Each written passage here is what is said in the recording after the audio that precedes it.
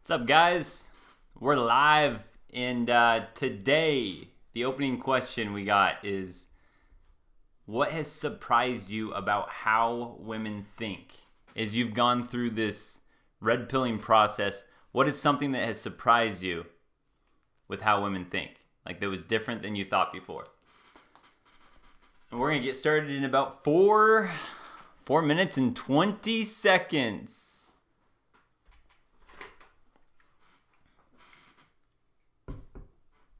What's up, male patriarchy? Oh, check this out, guys. I got an Elysian Snail Bones IPA. 8.5%. It was a new one. It caught my eye. What's up, Josu?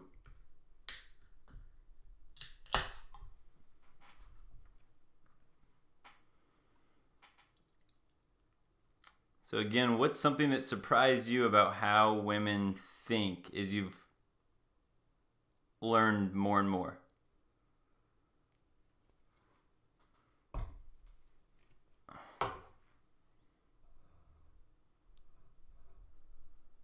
Tuned in from Illinois, my man. I was going back and forth there for about 2 years working over in West Dundee. What's up, Chad? That women can value everything you invested into a relationship. Yeah, oh yeah. I was going to say I could give you guys some examples, but I give examples all the time, so it's way more interesting hearing from you guys. Yeah. That's like the, what is it? The myth of relationship equity. Yeah, that one. Oh man, I used to break that one a lot. Used to think that the more you're there for her, the more you tell her how you feel, the more in you are. Like the more you admit your love to her, the better, the more attracted she'll be. That's one that I used to think that is just so backwards.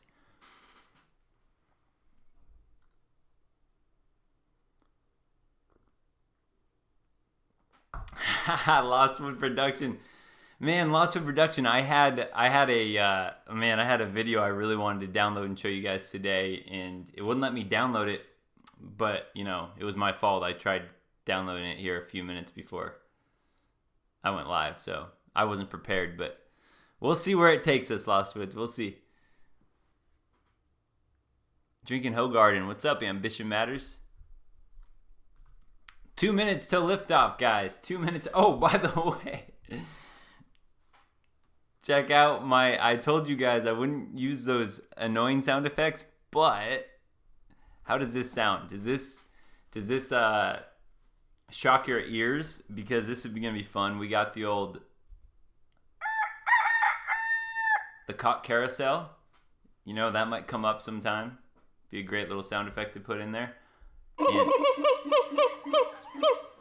And then the monkey branch in there, huh? What do you guys think? If I throw those in at opportune times, I'm like a little DJ here, man. I'm adding hotkeys and all this. I'm gonna have some better ones.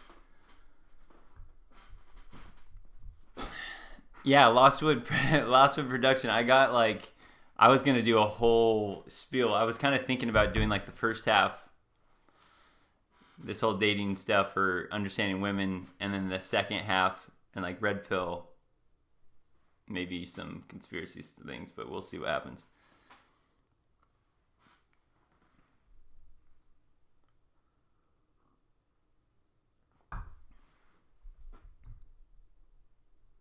Sure. Oh yeah.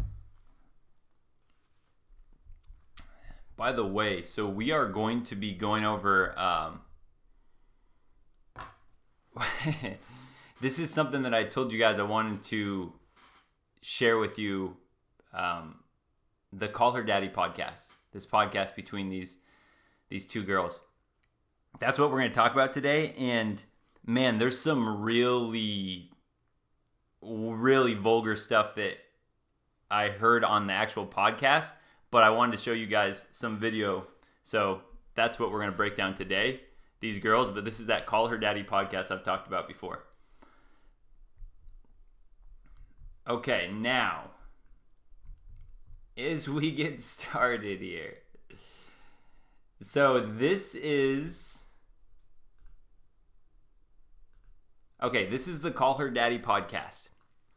And what we're going to go into today is a video between these two girls. Now, the video we're going over is from a couple months ago. And just as an FYI for you guys, Girl Drama. So this is a super popular podcast. Like, I think they get like millions of listens or something from women all around. And I had heard, I had 3 different women mention this podcast to me before I actually decided to take a look myself. 3 different women, because they kind of know what I do. So they were like, hey, Adam, I want your take on the Call Her Daddy podcast. And I had heard it like once, and I was like, yeah, I'm not going to listen to it. I heard another girl say something, and then I heard another girl say something, how like she's talking about how her best friend, it's her favorite podcast, and she's trying to get her, hooked on the Call Her Daddy podcast. So I was finally like, okay, I got to check this out. And this, guys, is going to give you a peek into the female mind. It's going to give you a look into how women think, because you're getting it from 2 women. And what I will do is give these 2 girls a lot of credit, not for, in my opinion, not spreading very good a message to women at all, but I like that they're totally real and honest about stuff, because it's perfect.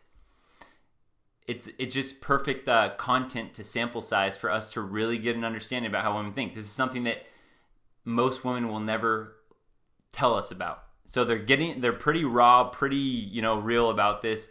And then one last thing, and actually here are these 2 girls again, pretty sexy. And I believe both these girls are in their mid-20s. Let's see. Oh, here's the game, guys. We're going to play a little game. So we're going to go through this. We're going to break it down. But there's just going to be this subtle little game in the background that I'm sure if women were to watch this on the replay, I bet you the women would pick this out, what I'm going to talk about. But this is going to be a fun little game just to see if any of you guys can, in the background of everything we analyze, keep this in the back of your mind. Girl drama between these 2 girls. And it's subtle, but again, a lot of women I think would recognize what's going on. And the reason I'm bringing that up is because these girls apparently just very recently had this big breakup. They were like best friends, and now they like split apart. And this was a huge podcast. So it's not at all to do with this specific video, but just see if you can notice it, because that's the type of stuff that women are very attuned to whenever women will talk about, like, did you notice that look she gave me or whatever. So it's going to give you another look into the female brain, about how they look at things, how they perceive things, how they judge things. All right, we're going to get rolling. We got this first, though, starting off with Ambition Matters. I appreciate it, my man. Super chat from Ambition Matters. He says, a high-value man does not have time to chase women. He is too busy penetrating the world with his ideas. Beautifully said. Wise words, you guys. Great way to start off. And right one more right before we get started. Again, ambition matters. I appreciate it. Thank you. He says, perceived value versus actual value is not the same. Guys, remember that too. There are going to be some points that these girls bring up that, like, remember this part, perceived value versus actual value, and you're going to see why. There's a point in here where I basically say, here is the fall of modern relationships. Here's why. Because of this mindset right here, and the girls will reveal stuff like that for us. So let's get right into it. We're going to talk about reputation. I think one of the most requested, specifically from girls, is, guys, I'm coming into college, or I'm in college, and I want to preserve my reputation. Yes. God damn it, Daddy Gang. Your reputation is probably already extremely fucked. And by the way, guys, just notice. So they call their followers the Daddy Gang. They say call her Daddy. I haven't watched enough to really understand all this about why, but did you hear that? Just that early snippet there? Oh, by the way, guys, your reputation's probably already effed. But if you're following this podcast, your reputation's probably already in the dumpster, which is true. Again, actually, here's how I would relate this podcast. Again, I respect that they're very truthful. It's very much like female dating strategies on Reddit. It's very much in that same thing. It gives pretty bad advice that are just gonna not make women happy long term and not gonna do anything good for overall relationships. But what I do like about these two women is they don't have this like anger towards men at all. They're just very vulgar. So again, I like that about these women versus the female dating strategies. But make no mistake, it's horrible advice for long-term success, I'll say. Know who's listening, and if you're anything like Alex and I, you're fucked. No, I'm just kidding. College is a huge opportunity for you to make sure you create the narrative for how you want your reputation to be set. Create the narrative. Now, Okay, that's what we're going to start with first here, guys. Remember how women think. Piece this together with everything you hear about red pill stuff. You're going to just see it laid out here. They don't know they're doing it, obviously, but you can just break these things down. That's why I love breaking stuff like this down between two women. So, like they said, this is your perfect opportunity, they're telling all the women, to create the narrative. And this is what we've talked about in the past about how women are their own PR teams, their own public relations experts. They're their own marketing experts. So again, we have the very easy, simple version of that when you watch on Instagram or online dating. The filters, you got the perfect done makeup and all that stuff, right? They're always going to market their best self forward. However, on that same thing, it's not just that. That's what we can visually see. But understand, this is always going on in the back of women's mind, and they're learning this stuff. They learn this stuff from Cosmos. They learn this stuff from all the magazines, not just this podcast. But again, this is a huge, very popular podcast. It just exposes that women are always thinking about the narrative that people are going to give off and how that they can play that game. This is kind of what we talk about with the female chameleon. They're always aware of these social games going on. So you always have to watch her behavior, always, because when she knows that her narrative, she can shape her narrative. That's why we always say, never believe what she says, believe what she does. Because again, all women know this game. guys remember back in the day, episode 2, it's called If You're a 5 or a 6, you need to die for that dick. This is what Alex means, okay? Everybody listen. And listen, everyone, I don't want anyone's feelings to get hurt. This is going to hurt feelings. This is going to rub people the wrong way. But it's the fucking truth. It is. Okay. It is.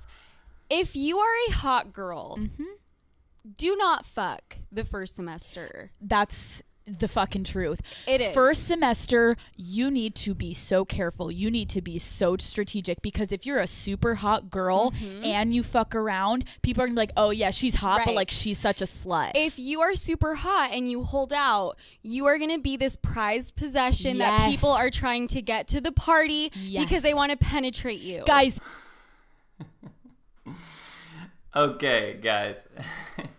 First off, man, I don't know if I was naive growing up, but is this just the thought that they put into all of this thing? If you're a hot girl in the first semester, don't sleep with anyone, because of all of this whole like mind games and all this. All I can say is when I went in at 18 years old to college, I was not aware of any of this stuff. I don't know if other guys were aware of this stuff, or again, if this is just women. But again, this is why it's so funny to listen to women talk about this. They are always aware, since even before college, about how they're going to shape, about if you're hot, and then again, they're going to describe how you figure that out, whole thing. But about this whole thing about, hey, you don't put out your first semester, because what will happen is you will become the prized possession that every man wants to penetrate. Okay, that was the key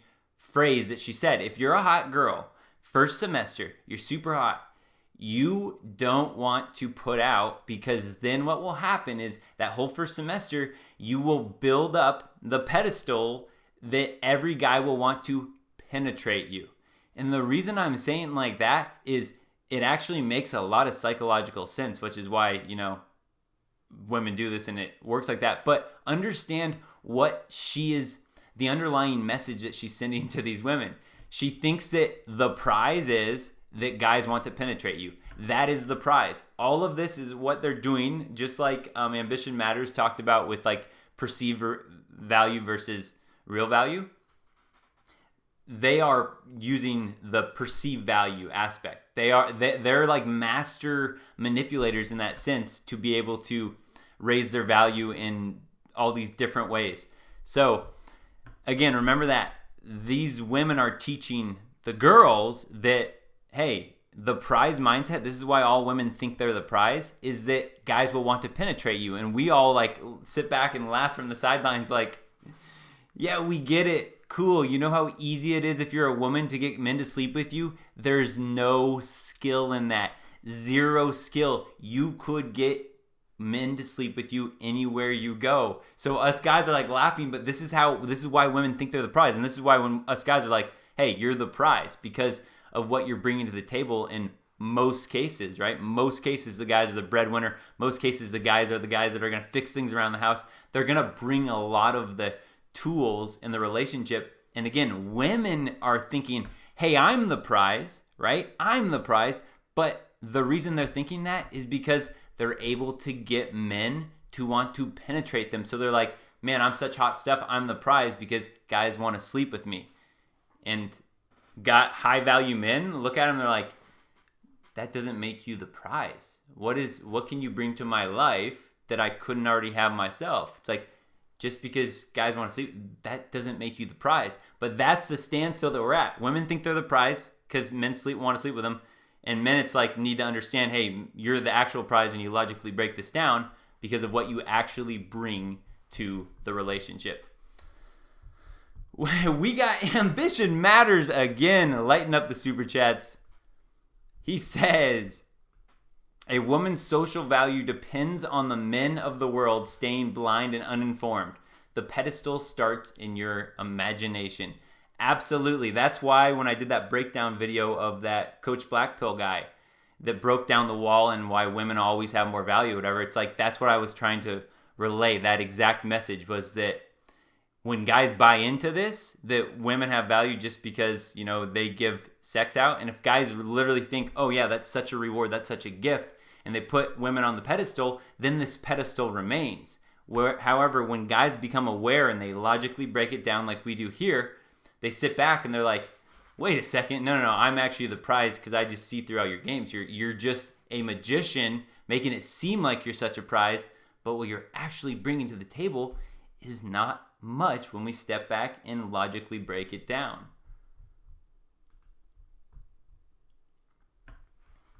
Line up your roster. Go to parties. Be the biggest fucking flirt you can be, but do not let anyone fucking know what your vagina smells like the first semester. Be a tease. Absolutely. And definitely flirt. Now, this is the thing.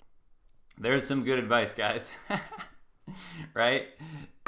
Be a tease. Flirt it up with everybody, but don't let anyone, don't sleep with anyone, or at least don't let anyone know that you're sleeping with them. Now, if that was the actual message, if a girl was flirting instead of sleeping with women because she's like, well, I'm preserving myself, I'm saving myself, she knew her value was sleeping, that would be one thing. It would be better to flirt to weed out who you're going to sleep with rather than just sleep around with a bunch of guys. So in that sense, yeah, it makes sense in that arena. However, in the arena that they're talking about, where they're still talking about sleeping with as many guys as possible, that's their overall message. Sleep with whoever you want. They're just saying preserve yourself for that first semester so your value increases. So it's not on any moral guidelines of why she says the flirting thing. So in actuality, this is just a recipe for disaster with our Me Too movement, with false allegations, with all of that stuff. Because again, now these women are saying, hey, by the way, even though you're not going to put out first semester if you're a hot girl, make sure you do a really good job flirting so guys get the impression that you might put out but don't actually put out. Just imagine that environment with all these parties and drinking and all that stuff, and you can see why it's such murky waters right now for guys out there because of stuff like this. Flirt it up. You're going to be drinking, and then all of a sudden, wait a second, she sleeps with a guy. No, call her daddy girls told me I can't sleep with anyone first semester. Shoot. You know what? I felt like I was pressured into it. I don't want anyone to think I'm a slut. I don't want my reputation to be ruined. So you guys can see how this can lead to some really bad situations for men on the opposite end when you break this stuff down. Ambition Matters, my man, says, Ambition Matters super chats with, the truth is always revealed after sex. The truth is always revealed after sex. After you get the rocks off. What was that? Was it Darius M? Was it Darius? It used to be Darius McTow. Was it Darius M that said something like, he said, before you decide to hang out with a girl. Now, this isn't necessarily the advice I would give, but it's a interesting way to look at it. He said, before you hang out with a girl, you're thinking about hanging out with a girl. And I don't want to put words in his mouth. I thought I remember him saying this. It could have been someone else. I'm just trying to give credit if it is credit due. He's like, yeah, rub one out before deciding to hang out with a girl. And then after you rub it out, if you still decide you want to hang out with her, then maybe that's actually, the girl you want to actually hang out with, versus you rub it out and you're like, oh dude, I did not want to hang out with her. It was like almost a test to yourself. Again, I don't want to put that on someone if it wasn't him saying it, but I thought Darius M said it. I thought that was a pretty interesting way to look at it. Yeah, PostNut Clarity, exactly. Yep, PostNut Clarity, guys. I still have the video in edit mode because right as I was about to put it out, Coach Greg Adams did one about PostNut Clarity. I was like, dang it! I don't know how we had that mind meld going, but it's still in my edit phase. I don't know if I'll end up getting around to it ever. Where are we at here? 134. Oh yeah, be a huge flirt. Good advice from you too. Gonna rub people the wrong way. This is the kicker. And we hate to say it, if you're not a hot girl, if you are below a 7, if you're below a 7, fuck a little. Fuck around a little. Fuck her. All right, guys. Again, just let's break down the actual logical message that's being sent. Again, in this crazy, censored world where everyone's being PC and crap, I really respect that these girls don't hold back. I have a lot of respect for that part. I don't like when people, tiptoe around and get all scared in this, censorship culture. So, again, I'm going to give them credit for that part. But think logically about the advice they're giving. If you're below a 7, they're telling all the women, if you're above a 7, don't sleep with anyone the first semester. Because you want to raise your perceived value. You want all those guys to want to penetrate you. Remember, that's the goal. That's the prize for these call her daddy ladies. So if you're below a 7, you better sleep around. They're like, yeah, go ahead. Go start sleeping around. You better sleep around. Now, understand, again, the message that they're sending is, right, to any woman. If you don't have the looks above a 7, you're worthless other than to sleep with somebody. So you better sleep with guys or else they're not going to hang out with you. Do you guys understand that message that's being sent? This is why we're like, what does she have to bring to the table? Because these are the types of advice he's giving, rather than it's work on all of the other characteristics, work on your personality, work on all of these other flaws you might have in your character, work on cooking and all these other skills you could do to raise your value, rather than, no, here is the Band-Aid solution that we are left with today is, if you're below a 7, you have no value, so you may as well sleep around. That's going to be the only way that you're going to be able to be popular. That is the advice. You are below a 7. You can be a little slutty. And this is why. Tell them. You will get the reputation of a girl that is willing to put out. And you will get invited to fucking parties because, once again, guys are like, okay, I can hopefully fuck her at the end of the night. This is the fucking hard truth. Yes. Listen up, ladies. And you don't have your looks to fall on. It's true. So again, right? This is the hard truth is what they're telling. It's like, ladies, if you don't have your looks to fall on, you're screwed. So you have to sleep around. this is why I related it to female dating strategies, in the fact that the underlying message is horrible. Women are not going to be happy chasing this lifestyle, especially long term. Hypergamy, all of that stuff we know. We'll actually probably break that down a little bit later in this video. But this is what women are growing up in. And the funniest part, guys, the funniest part is that women then come back around and they will bring this up.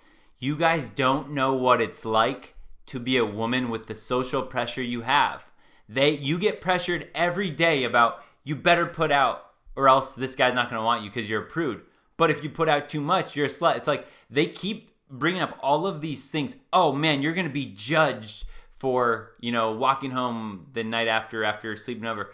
They talk about this world that women live in, and they don't realize that all the people that are judging them and putting these actual things in their mind is not the patriarchy. It's other women, like this podcast. These women hear this, and it's like literally programming in their mind to hear, well, shoot, if I'm below a 7, I have no value, I better sleep around.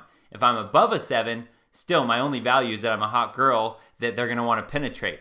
Like, do you see how this is the mindset? I can understand why women go, yeah, we're talked into all this, but the thing is they blame it on the patriarchy rather than all of the people they're growing up taking advice from, which in today's modern world you see is women. Women are empowered. Women, single mothers. You have women everywhere. They're the role models. They're the ones. Greta Thunberg, the woman that's like 16, 17 or however old she is, giving everyone advice on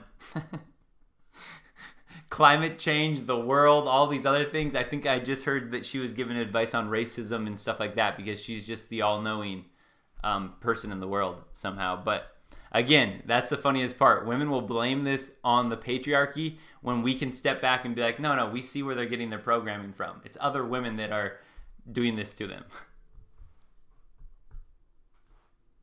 You gotta kind of. This is why Call Her Daddy. No other fucking podcast or show is gonna say this, and we're just telling you the fucking truth. Mm-hmm. If you are a 5 or a 6 or a 7 or below that, and the guys are like, yeah, but fucking invite her, because at the end of the night, when they want to get their dick wet and they couldn't get the fucking 9 that's not willing to put out, they're gonna be like, yo, but fucking Cassidy is willing to go downtown. And the thing is it sounds fucked up, but really, like we said, know your lane. Just All right. So, again, from the perspective of if you're the college girl that just wants to sleep around and get in all the frat parties and your goal is to get men to penetrate you, that's true advice, because in that scene, right, when they are chasing the highest status men, the men that are like, no, I'm not into her. Oh, but she puts out, right? That is the attitude. They're given... It's all going to come together, guys, about the ruin of modern relationships. But this right here, know your lane. They say, know your lane. If you're below a 7, if you're a 5, 6, 7 or below, know your lane. You have to just understand where you're at and play the role you're given. And your role is you're kind of the not that hot girl, so you have to put out to be invited to the parties, okay? Which, again, if you pulled a bunch of frat guys, they would probably say, yeah, that's true, right? Again, so I'm not saying it's not true for the scenario. I'm just saying the overall advice is just terrible for long-term happiness. But know your lane. Here's the problem. Her hypergamy won't know her lane. That is the biggest thing about this, is that women can be like, yeah, okay, know your lane, right? And some of the comments too, it's funny. Girls are like, oh yeah, that's funny. That's so true. Know your lane. They know their lane when they're talking about getting invited to parties and what they have to do to put out and all that stuff. But the thing is, again, the hypergamy inside of her that we talk about a lot doesn't understand this game that is being played right now about guys, these higher status men are just sleeping with these girls because they just want to sleep with them. It's just a totally different scenario than before. So she can say, I know my lane. Well, I'm just lucky to be with this hot guy that's the captain of the football team. And the thing is, her hypergamy, though, will still go in her body. Will be like, I just achieved that. I got that really high status man. And then her hypergamy sets that as a new standard. Again, Her hypergamy is always going to go, what is the highest status man that I can attain, that I can lock down? And that is where the whole disconnect is that we talked about before, about perceived reality versus, or perceived value versus true value, is that these women are saying they know their lane, so they're sleeping around giving their body away, but their hypergamy is experiencing all these different guys, so her standards keep ever increasingly. So consciously, she might think she knows her lane, but subconsciously, she doesn't see all these guys that are probably actually in her lane when she looks for marriage or something. They're just gone. She doesn't see them. So she thinks she's not being picky. She just doesn't realize subconsciously her hypergamy has eliminated all these guys that are actually probably in her realistic lane for the scenario. This is the thing, okay? If you're hot, don't fuck. If you're not as hot, just put out into the universe that you're willing to be wrestled down like a wild hog. I wish you did not ever. You are willing to be wrestled down. Put like it out there. You're willing to be wrestled down like a wild hog, and you'll get invited to parties. And this is.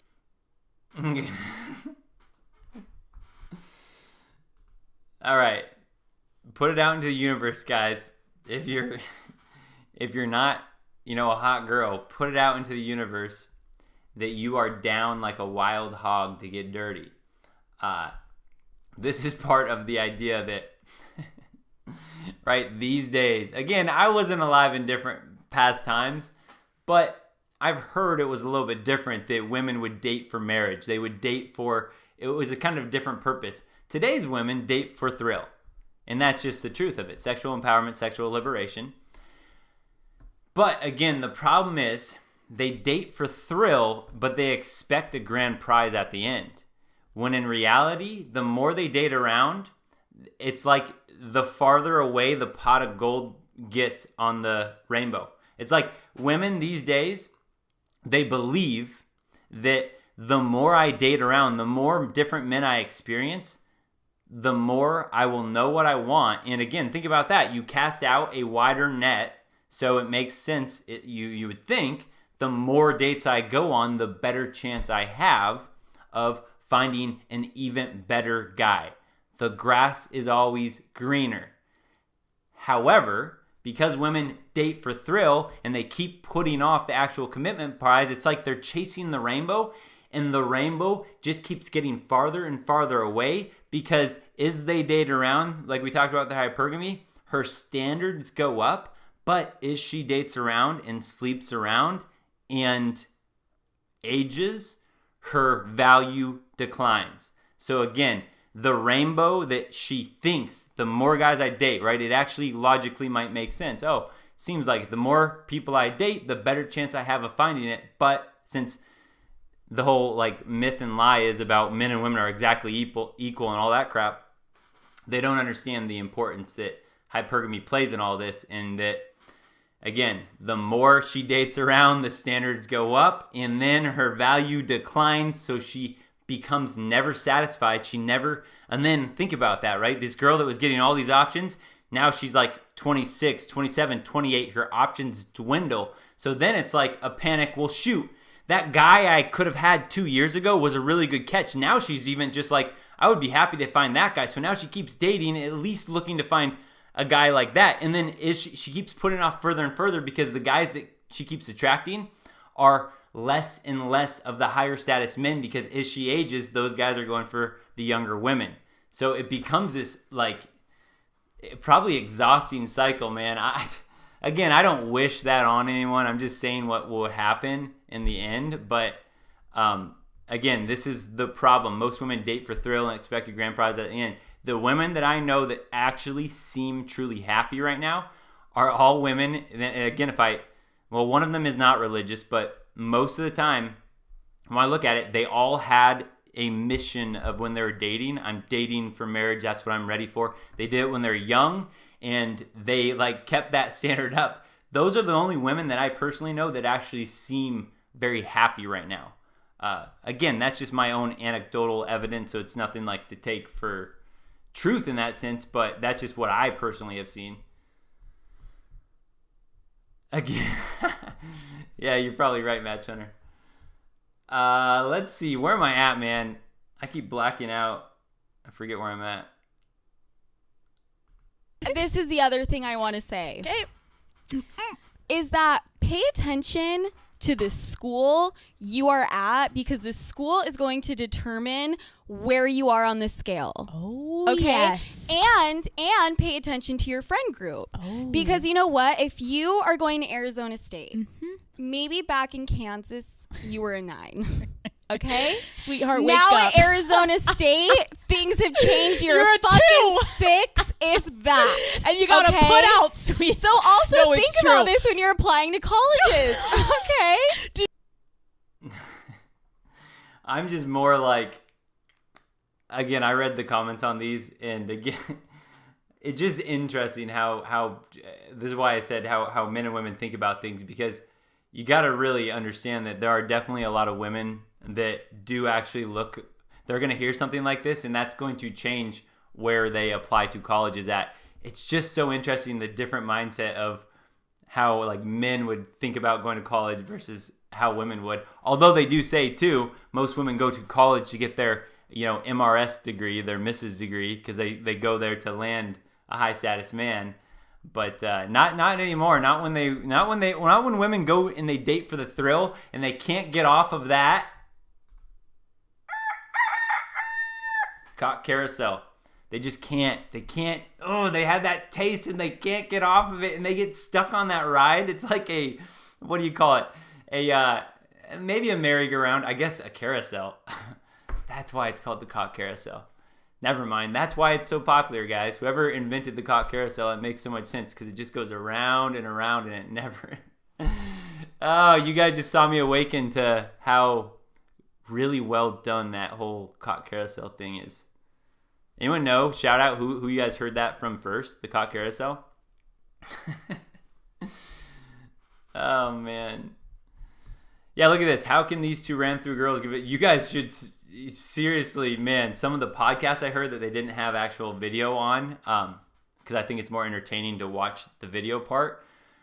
Like I was listening in the airport sometimes just going on. I'm just like stuff that I know is true because of knowing Red Pill and all that stuff. But again, it's just like when I get the inside scoop from actual women in my life and they tell their stories, it's like, man, you guys, us men have such a flawed perception of women.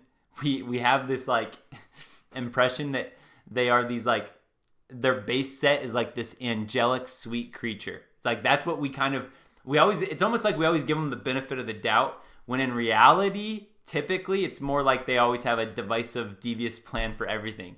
They have all of these things thought of. Like, think about that. All these girls applying to certain colleges just to be, a 10 versus, because of the perceived image. Lost Wood Production says, super chat from Lost Wood Production. Thank you, my friend. He says, never wrestle with a pig. You just get dirty and the pig enjoys it. Good advice, especially because all these, what do we say, below 7s are putting out into the universe that they're down to wrestle like a hog. Oh, man. Hey, man, we're back with Ambition Matters, my man. Another super chat. He says, reverse psychology breaks down perceived value. Tell her she is too innocent for you. She will play bad girl. Tell her you've seen better. Don't be overly excited. A 10 will feel like a 7 when you do this. It's so true. When we started off with some of the things that was like surprising about how men and women think about things, that was like when I first started to learn about some of the really game parts of things. There's a lot of the like very cheesy stuff where they, the pickup artist would go on and run some can line, or they would or they would say this, or they would nag her, right? These ideas. What I never did, whenever I read stuff like that or heard stuff like that, I was always fascinated, not at the thing they said. I never liked that. I just never liked taking someone else's thing. It just doesn't feel, genuine to me. But whenever I would understand the underlying principle behind why that worked, that fascinated me. So stuff like this, when you it's really weird when you listen to women and how they talk about these things. It's very interesting how they talk about things, but that same like idea where it's like, wow, these women think about things way different than we did. They overthink all these things. When you understand that as well as a man, you can use it to your advantage. That's when guys will say it's like shooting fish in a barrel. When I tell everyone, guys, like, yeah, we might be in the fall of society right now. No doubt. It really seems that way. No doubt. So morally, we are not at a place at all where we should be ideally in a good world. But is a bachelor that doesn't want, if you want to be a bachelor in today's world, it's better than ever, because stuff like this, these two girls, their female nature is out openly on display. And then if you're smart enough to just sit back and be like, that's interesting how that works. Wow, their emotions are everything. They get so crazy curious when a guy says no to them, or when they add a little mystery. Like, when you understand these underlying principles, it's just like, man, this is super easy now. Like, so again, on one hand, society-wise, it's not a good situation to be in. But if you're just living the bachelor life, it's a pretty dang good situation, because you can do very little work or effort to get pretty dang good rewards these days. It's just such a weird time to be alive. I wonder if everyone thinks that. I wonder if everybody at some point in their life is like, man, it's such a weird time to be alive. Because think about that, like when people were, if they were alive during like the Great Depression or during some of the world wars, they've got to think that at some point, like, man, it's a crazy time to be alive. Does everyone think that at some point in their life? I don't know. Anyway, thank you, Ambition Matters, for that. Well said, well said. What's up, Michael? All right, so we got the, where are we at here? Oh, yeah, we know. Here we go. Want to have to be a slut and be a fucking 6 at Arizona, or do you want to be a 9? Because there you go, in Boston, yes, the girls are actually hideous. Yes. I'm sorry. Anyone listening to this that's a 6 or below, Boston is your calling. Because put that on your college essay. Why do I want to go to this school? Because I don't really feel like putting out, and I would like to have a chance at being hot. I'm going to be a 9 here, whereas I'll be a 5 at Arizona. There's a no-brainer, Mom, okay? I'm going to be you. Okay, what they said there, again, imagine basing your college off of your perceived hotness based on relativity. Like, just imagine if that's how you went about applying to colleges. I don't know. It's not something I never thought about. But I will say, and I know Danny Arnold's in here, and in my area, Washington State, I've heard some women, it's so funny. I've heard women talk about, okay, so there's this school, UPS, University of Puget Sound in Washington. I went to Washington State University. It's like a bigger one. There's like the two big colleges are Washington State University, University of Washington. And then there's some other bigger college, whatever. But then you got UPS, pretty small like college. And I remember hearing these women that would talk to me about like they went to UPS or whatever. And they would like openly laugh about the same idea of perceived value, but on the opposite end. They were like, we would get sucked into having UPS goggles because at UPS, this school, that apparently there was just not a lot of like attractive or confident men. There just was not a lot of it. So what these women were saying, which was so funny, it's like the same idea in reverse, is these women were like, I got my heart broken over, you know, like she'd say, like guys that, you know, if they were at my high school, I probably would have rated them a 5 or a 6. But on the UPS campus, these guys were walking around like they were 12s. Like they were like, she was like, these guys were like the cool, like to give an idea, she would relate it to like, these would be like the coolest guy in the whole band class in your high school. It's like that guy that in your band class, he was kind of like the coolest guy in band. That guy with his confidence was like a perceived value of a 12 at certain schools. And these girls would tell me, they'd be like, I got my heart broken over this guy. And like when they snapped themselves out of it later, they look back on it and they would like laugh at themselves. But it is funny. What they're saying is true to an extent, but it's just interesting to think about. Sense. But if you want to put out and you know you're a little slutty and you know you're just a hole, go to fucking Arizona. Go wherever the fuck you want. Go where you know you'll be a 6 and the only way to make waves at that school is for you to open your fucking legs and let a little penetration happen downstairs. These are the role models, guys. These are the role models. These are the type of, channels that get hundreds of thousands of views and subscribers. And yet, other channels that are talking about like the dangers of family court, the dangers of marriage, stuff like that. It's like, that's hate speech.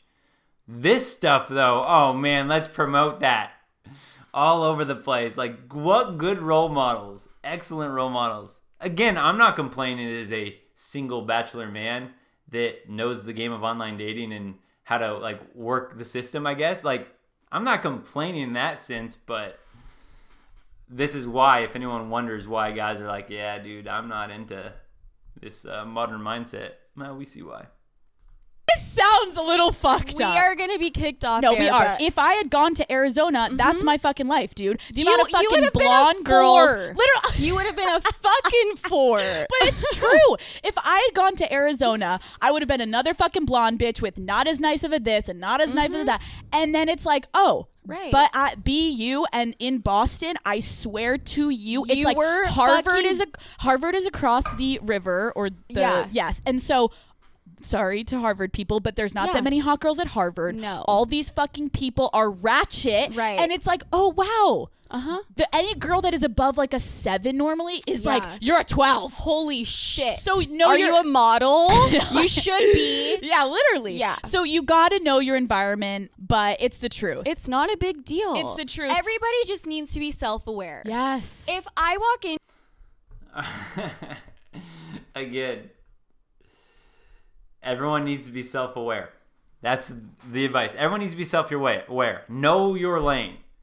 So again, they're like proud. Women are probably proud of like knowing their lane when they go, I'll be honest, I'm kind of a 6, so I better be super slutty. They're proud to know their lane in that sense. But again, guys, her hypergamy won't know its lane. This is why we can sit back and just go like you look at the outlook and you see what happens when women sleep around, when they're all, giving themselves freely away to different guys.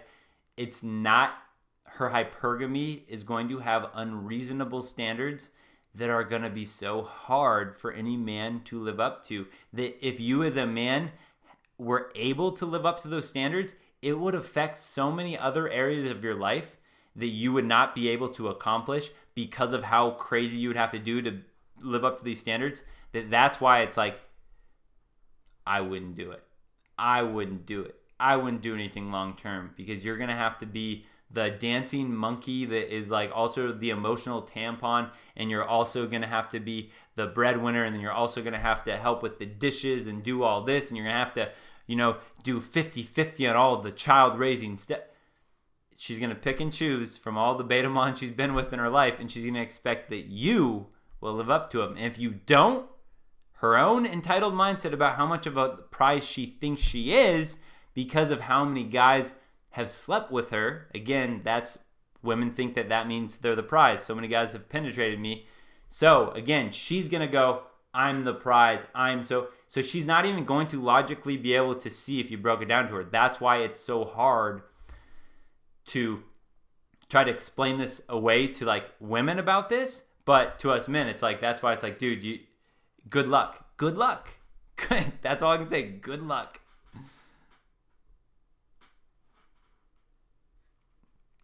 To a homeless shelter. I'm probably going to be a 9. You're going to be a 10, sweetheart. That's okay, a good comparison. I'm hot. Right, you're hot At there. a homeless shelter. You at walk a soup in. at a soup kitchen, I'm fucking Candace Swanniopole or whatever the fuck her last name is. You walk into San Diego State. Oh, sweetheart. I'm whole other ball game. I'm a 5 on a good day. On a good day. Okay, it's on all a good about day. relativity. It is. And if you are a hot girl at college, you know what? Your best friend may be a 6, a 5, and that's totally fine. We love good friendships. However, when it comes to partying, you need to find yourself a fucking hot girl. Yep. Because what's going to happen is you're going to find yourself running into situations where the guys are only inviting you, and it's like, well, can I bring my other friend? They're like, blah, blah, blah. Sorry, can't. Find another hot friend. You are way more likely to get invited to a party if there are multiple hot girls with you. If, 100. however, you now are below a 7, girls, find a fucking hot friend. Latch on, because your fucking best hope of getting invited to that after party with all of a sudden the fucking hottest athletes, the D1 guys that are throwing the after party, and you're like, how do we get in? It's from the fucking hot friend. Yes. There it is. I got to do the sound effect again. All right, here is what I'm going to say the fall of relationships is. This is going to be one of the biggest factors in this. And Ambition Matters, my man, Ambition Matters with the super chat says, simp behavior has 4s thinking like 9s, shaking my head. Exactly. So the simp behavior he's talking about, right, is the guys that are just thirsty online or texting or on Instagram, just giving her all these likes. Like these things, guys, I still see it. And it's so shocking. It's like, these girls that post what they're called is thirst traps. They'll post like the picture of them in the bikini or whatever, and then they'll do like their little like corny inspirational line. I just saw one today of this girl that is about to hit the wall, kind of in the transition of hitting it, and you can tell she's self-conscious about it. She posted a picture of before when she was in her bikini at a different state by a pool and it was all warm. She posts it with this inspirational message, blah, blah, blah, blah, blah, blah. Thinking of the sun, wish I was back in Cali. It's like she's posting this old picture, this old thirst trap up there with and I saw, and again, this was just like a normal girl. She had like 243 likes. And I'm just looking at that, like every guy that did that is increasing this. It's like that simp behavior. Every guy that just feeds into that, where I just look at that stuff, I'm just like, you're just doing that just for the likes in the comments and that cheesy inspirational message. I refuse to like a picture like that. But what she said just there, and let me rewind that like 5 seconds just to hear what their goal is. And this is, again, one of the fall of relationships. Party with all of a sudden the fucking hottest athletes, the D1 guys that are throwing the after party, and you're like, how do we get in? It's from the fucking hot friend. Yes. Make her. Right there, guys. You guys heard that. Their biggest goal is like, hey, if you're a girl and you want to get to the hottest parties with the after parties with the hottest guys, the D1 athletes. The D1 athletes are the mega Chad and the mega Tyrones. The guys that are in these peak muscular shape. They're got the peak confidence because they know they own the campus and all that. And what happens is what she's saying here, again, right, guys, is all of the girls that are below 7s. And I don't know how these girls would rate 7 and whatever. But just think about that. All the girls that are below 7s, they're getting this advice to leech on to the hottest friend you have so that you can sneak in there to these after parties where you can experience the D1 Mega Chad and Mega Tyrones as long as you are one of those girls and you know your place and you know that you're going to have to be available for the gangbang. You're going to have to be available for getting ran train on for these guys, because then they'll be like, all right, yeah, sure, we'll throw Cassie in here. Yeah, come on over here, Cassie. It's like that idea, right? These girls are just like sneaking their way into these parties just to get a shot at these higher status men that in reality they know they wouldn't have a shot with. But again, that is the whole problem with it, is that they taste these guys and they're like, dang, I just got the starting cornerback for my college football team. Now when Billy from online dating messages me and he seems like a nice guy who would probably be a great loyal husband to me, she's like, but I want to go back with the star of the football team. And she chases that high that she's not going to be able to get again. But again, when she online dates, she keeps searching for that same type of high. And then as she's doing this, she gets all these simps that will take her to these really nice restaurants, that will fly her in his private jet, that will do the little like, I'm going to walk you out and do this candlelit dinner, the romantic guy. They have all of the different subtypes of guys that they just keep dating around looking for one of these mega Chad or mega Tyrones because their hypergamy believes they tasted it once, they should be able to get it again. So she searches, and then all of a sudden, the matches dry up. The eggs dry up. The attention dries up. And then she looks around. Life is unfair because of men. They have fed me this lie that I should care about my body and that my only worth is sex, right? They spin this whole game again on men, and then they're unhappy, and then they hit 30 and they're like, I deserve a good man. I deserve a real man. I deserve a man that will treat me like a queen. Goes all the way back to exactly what Ambition Matters just said, what I saw somebody say in the chat, what CGA, Coach Gary Adams, says a 49er. It's a 4 that believes she's a 9. It's exactly that. Because of advice like this, the women sneak in and they get a taste of something that they're never going to realistically find again. And again, their hypergamy will not let... Versus, guys, take the difference. Let's just take a guy that says... You guys will be so much more realistic and modest about this. It's like, take the guy that maybe thinks of himself as not the highest status man, and he landed some smoking hot babe. Maybe he was just super charming one night, and him in his head, he's like, dude, she's out of my league, right? Guys will actually admit to something like that. So if he tasted something like that for a night, and it's not like that guy walks around going, I am never going to settle with anyone other than that. You know, she better be that or better. And guys don't think the same way. Guys don't have hypergamy. So it's totally different. But this right here, to me, is the fall of relationships, is, again, the false sense of being able to attain mega Chad, mega Tyrone, or even regular Chad, regular Tyrone in your local area because of online dating apps and social media.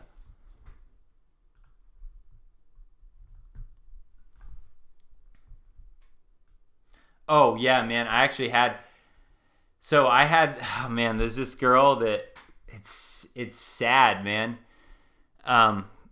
But you see, when you hang out with certain people, especially I was in a fraternity, so I would have different groups of people that would be in with different groups. You'd have the people that, you know the athletes, or whatever, they know that, and you would hear certain stories, or you'd hear reputations. It's like, there's this girl that I went to, she was from my rival high school from growing up here.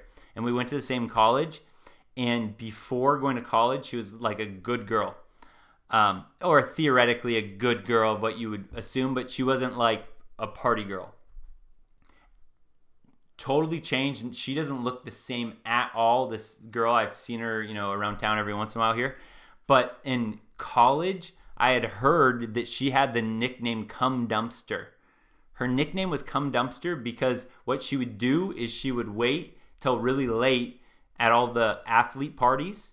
And again, we were at a Division I school. So she would wait for all, at the athlete parties. She would always hang around towards the end, and she would get really drunk, whatever. And she would be one of these girls that, like, again, she thought her value was just sex and all that stuff. And apparently, and to me, it's sad to think about this, but this was her nickname. People would walk around, especially the athletes, and they would see her and they would label her, oh, that's Cum Dumpster.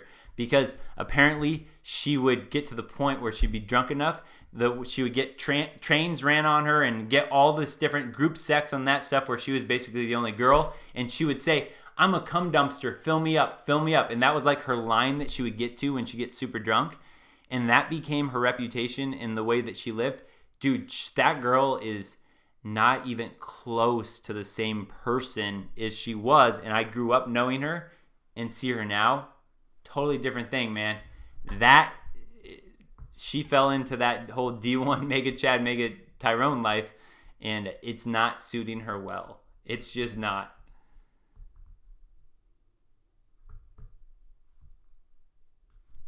fucking be the one that's spearheading the fucking agenda, and you're fucking hiding behind her, and you run into the party behind her and you sneak in. Totally That's your agree. best bet. Totally agree. The moral of the story is You're find a someone fucking that's leech. You're a I want leech. you leeching onto these hot bitches and sucking their blood and fucking going to every party on frat row. Use and This is their advice. Right? Again, I'll give it to these girls for being truthful and being honest and blunt, because you know they take heat. You know they do. I'm going to give them, from a creator's perspective, I'm going to give them, they got balls, because you know they got a bunch of people, red pill men, MGTOW men, they're like commenting on their videos and stuff like that when they see them. So they have balls for saying what they're saying. They're very truthful, but again, just horrible advice. It's like, leech on to the hot girls, leech on, and just know your place, know your role. Did she mention the thing about,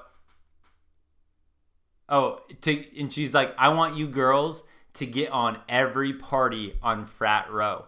Guys, if you know women that were in sororities, I've said this before, I'm just going to say, they have seen some things. They have experienced some things. And if you know about hypergamy, you can guess that's a big red flag of someone you might want to be very cautious of, especially when she was at all these parties on Greek Row.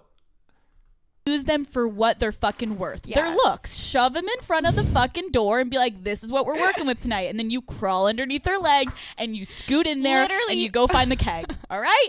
And then you fuck the guys. You go find the K? The keg. Why are you always thinking about drugs, Sophia? All right, that is... Use the hottest girl, show up, be like, hey, frat guys, hey, here's what we're working with. You present your hot friend, and then she says, you scoot under her legs if that's what it takes, and then go in there and you F the guys in there.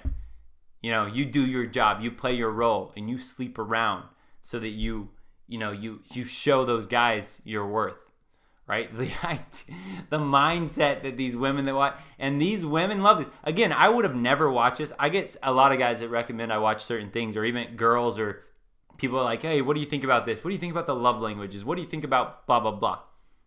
So I get a lot of recommendations.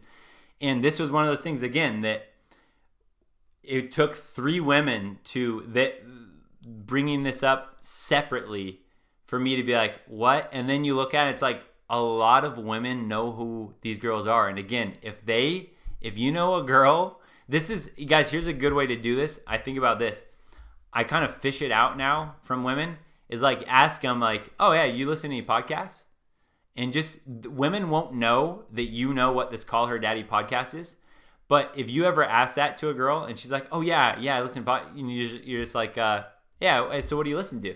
And if she says, oh, blah, blah, blah, blah, oh, you wouldn't know. It's like, oh, try me. Like, what is it? And she says, Call Her Daddy. Just know, guys, the advice that these girls give and how to cover up cheating and how to, blah, blah, like all of think about how truthful they were about this, preserving your reputation in college. All of the things, the deep, dirty secrets. If she listens to Call Her Daddy, just know, don't even have a second thought in your mind about any type of commitment, in my opinion. Same with if she's like, oh, I love Reddit female dating strategies. Or if she's into feminist blogs, right? Those are all going to be big time red flags for you guys.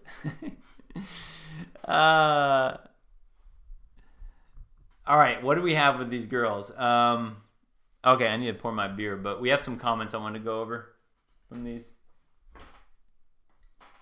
Yeah, I'm going to go back. You guys have seen this one, Space Danger, man. This is it's like a go-to of mine now.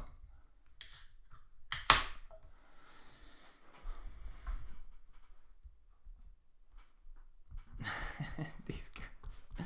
Oh, no, we're going to do one more thing. The game, guys, the game part. Okay, this is not really a fair game because I stopped the video and all that stuff and I was analyzing and breaking things down. But I'm just curious if anybody here thinks, and I'm going to look in the chat while I'm pouring my beer, and then we're going to go back and I'm going to show you the spot that I was talking about there. If anyone saw the girl drama that I was talking about, if anyone saw, there was like a little exchange interaction, and it's one of those things that you really have to read between the lines, but it will tell you a lot about communication with women, because this is why, like, especially if you're not a guy that notices these stuff, I don't think it's really all that natural for us men to notice. I kind of train my eye to look at stuff like this, but just know, like, this is why when I will say something with texting, like why I do mirror texting, or all of these things are for a reason, and you're going to see why, because women read into little things so much more than any guy does.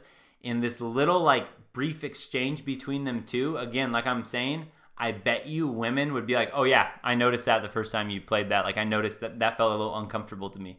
So I'm going to show you, and I don't know if anyone wants to take a stab at that. Let me pour out a beer.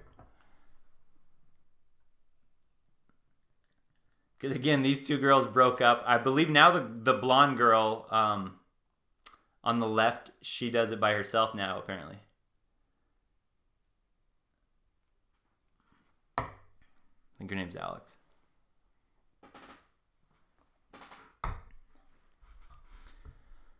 Okay.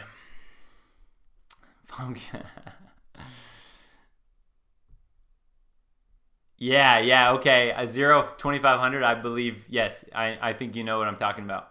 Yep.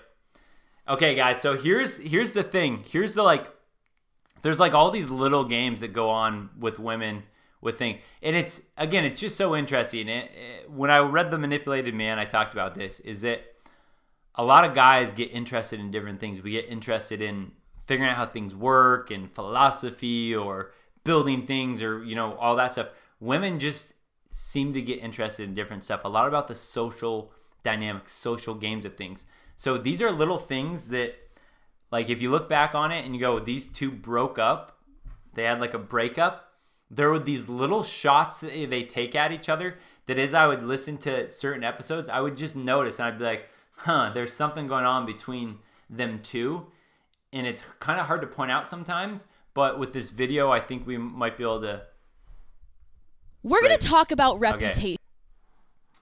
It was and Zero pointed out, she took a shot at the looks. Okay.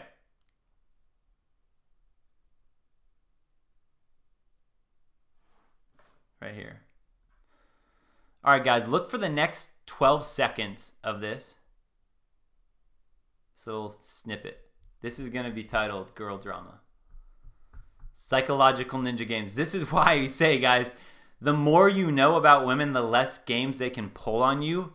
But there's a lot to learn because they have this little stuff going on that if you misstep at all, they know how to pounce on it. And they know how to throw plausible deniability. And they know how to spin things. They know how to, like she said, create a narrative. And they know how to do that. And if that doesn't work, if all else fails, cry. Get emotional, cry. You hurt my feelings, right, guys? It's just so pointless to argue with women. They have too many tools that you will never win, so you'll just waste your time. But here we go. Listen to the next 15 seconds of this. No, 12 seconds. We'll see. 15 seconds. And let a little penetration happen downstairs. This sounds a little fucked up. We are going to be kicked off. No, we are. If I had gone to Arizona, that's my fucking life, dude. The amount of fucking blonde girls. Literally. You would have been a fucking 4. But it's true. Okay. I don't know if you guys noticed this. Yeah, see, Zero noticed this. Okay, so right there.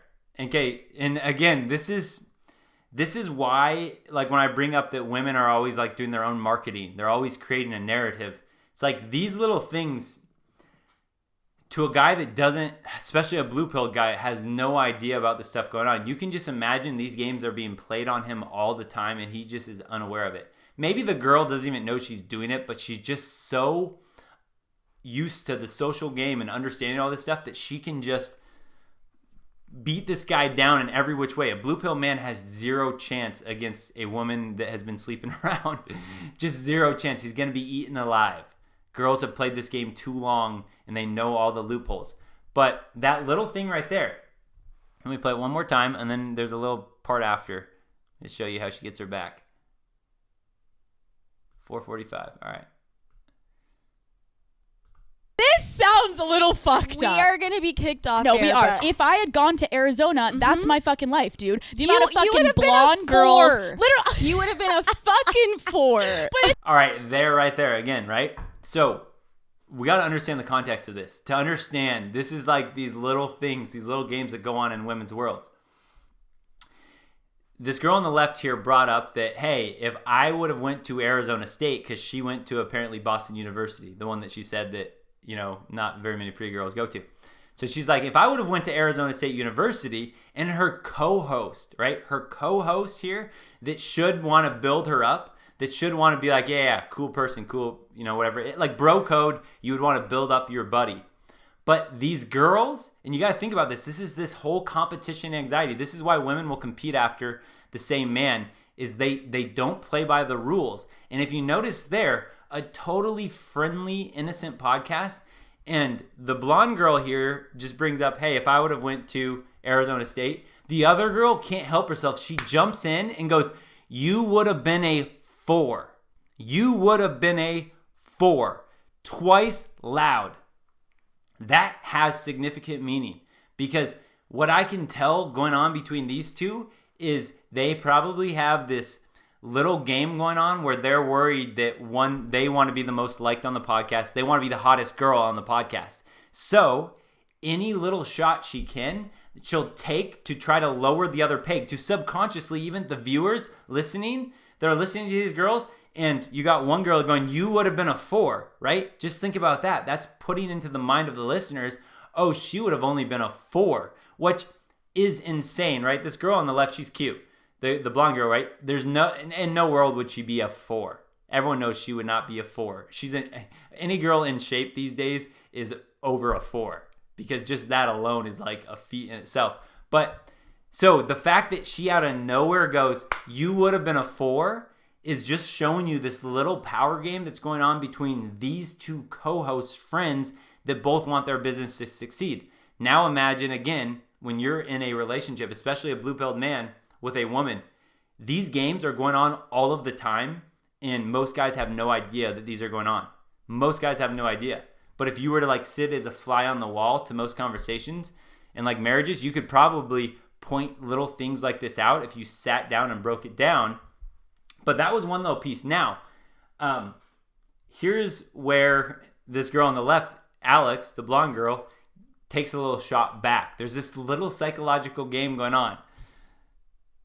Yeah, the brunette is jelly, she says. Yeah, it's interesting. They do little shots like this. When I heard, I probably listened to maybe 5 of their podcasts. They're little shots that they'll take here or there. But again, this was just like one that I could actually point out and show you guys. So let's see. Let's go to 538. Needs to be self-aware. Yes. Okay, she's talking about everyone needs to be self-aware now. If I walk into a homeless shelter, I'm probably going to be a 9. You're going to be a 10, sweetheart. That's okay. Okay, so actually right there, you could tell the girl on the left, Alex, the blonde. So the girl on the right, Sophia or whatever, she's like, if I went into a homeless shelter, you got to be self-aware. If I went into a homeless shelter, I'm probably going to be a 9. When in reality, yeah, in a homeless shelter, she would be considered probably a 10. Just if you look at the perception of it. So she's saying, oh, I'd probably be a 9. And then her friend, Alex, her co-host, was like, you'd be a 10, sweetheart. She was basically going, you were fishing for a compliment, I gave it to you. And what, in my opinion, what Alex was basically doing with all of that tone and everything is she was basically saying, this is how you're supposed to do it. You're supposed to build me up. You're not supposed to call me a 4. That was a stupid move by you. That is all being said, in my opinion, with this little tone. I think a lot of women would agree, they would pick up on that. Let's listen to that one last time, and then I'm going to show you. Then Alex, the blonde girl, comes back and gets her back after this. Yes. If I walk into a homeless shelter, I'm probably going to be a 9. You're going to be a 10, sweetheart. That's okay. You're going to be a 10, sweetheart, right? She's like, okay, you're going to be a 10, sweetheart. Like, this is how you're supposed to do it. I gave you the compliment like you're supposed to give me. But now, you're going to see that she gets her back now. I'm hot. Right, you're hot At there. a homeless shelter. You at walk in. At a soup kitchen, I'm fucking Candace Swanny-Opal or whatever the fuck her last name is. You walk into San Diego State, oh, sweetheart, whole other ball game. I'm a 5 on a good day. On a good day. Okay, it's all about relativity. It is, and if you are. You guys hear that? She got her back there, right there. And see, again, this is why it's so funny. It's like there's so many things going on in this conversation that we could break down with the words they're saying, but then again, just the back and forth. This is how women's minds work in the social game. Again, this is why everything you say or don't say with women matters. Everything you text or don't text. If you put on your online dating profile this huge paragraph or this long thing and all that, women read into that, and every little thing you do or don't do, they piece together and they make all these little assumptions. Because again, this is kind of how their mind works in the social world. Let's see that one more time. And then there's one last funny little thing about that. Yeah, we'll go back to the Youre 10 here. So she gave her credit and then she couldn't help herself. Yes. If I walk into a homeless shelter, I'm probably going to be a 9. You're going to be a 10, sweetheart. That's okay? a good comparison. I'm hot. Right, you're hot At there. a homeless shelter. You at walk in. At a soup kitchen. And by the way, I didn't know if you guys noticed that too. Alex, the blonde, goes, yeah, you're hot there. She even, just the way she said there, she's trying to, they're just going back and forth little by bit. I'm fucking Candace Swanny-Opal or whatever the fuck her last name is. You walk into San Diego State. Now listen to that. She was ready. You guys hear that? You walk into she was ready to bring this up. She's been waiting. She's been waiting since that first comment the other girl gave her. Oh, sweetheart. Whole other ball game. I'm a 5 on a good day. On a good day. Okay? It's on all a good about day. relativity. It is. And you notice that too. One last thing, guys. This is so funny. This is how petty women are. Sophia, when they mentioned San Diego State, right? What did that girl, the Sophia, the brunette, what rating did she give the blonde girl? If she goes, if you would have went to Arizona State, you would have been a 4. Again, that has significance. You would have been a 4. And then she comes back and goes, yeah, if I would have been to San Diego State, I would have been a 5. You guys notice that little, again, these are these subtle things. This is why it's so, when I sit on the outside looking in sometimes, when I'm like around couples or something and I'm like watching what's going on, I'm just like, sometimes it's almost stressful in a sense because I read into too much about what's going on. I'm just like, oh God, this is a toxic relationship, by the way. Yet it could come across as a totally normal podcast or as a normal conversation to a lot of people. But that's the little thing. Like these little things are going on all of the time with women. And you guys just saw that little subtle, you'd be a 4 versus I would have been a 5 comparatively. These little things they do. Yeah, Match Hunter said it well. We've heard this before. Women understand each other. That's why they hate each other. Yeah, women are skeptical. Like if a woman has a son or something, or it's like a relative, they're like protective of that guy for a reason with women because they know how women's minds are. This is why women think so low of men, and women think that like men are always out to get them and they're always plotting against. Because again, these are the little things. These are the little games that are going on in a woman's world. It's just so interesting. So interesting. All right, let's get to some of the comments they had here.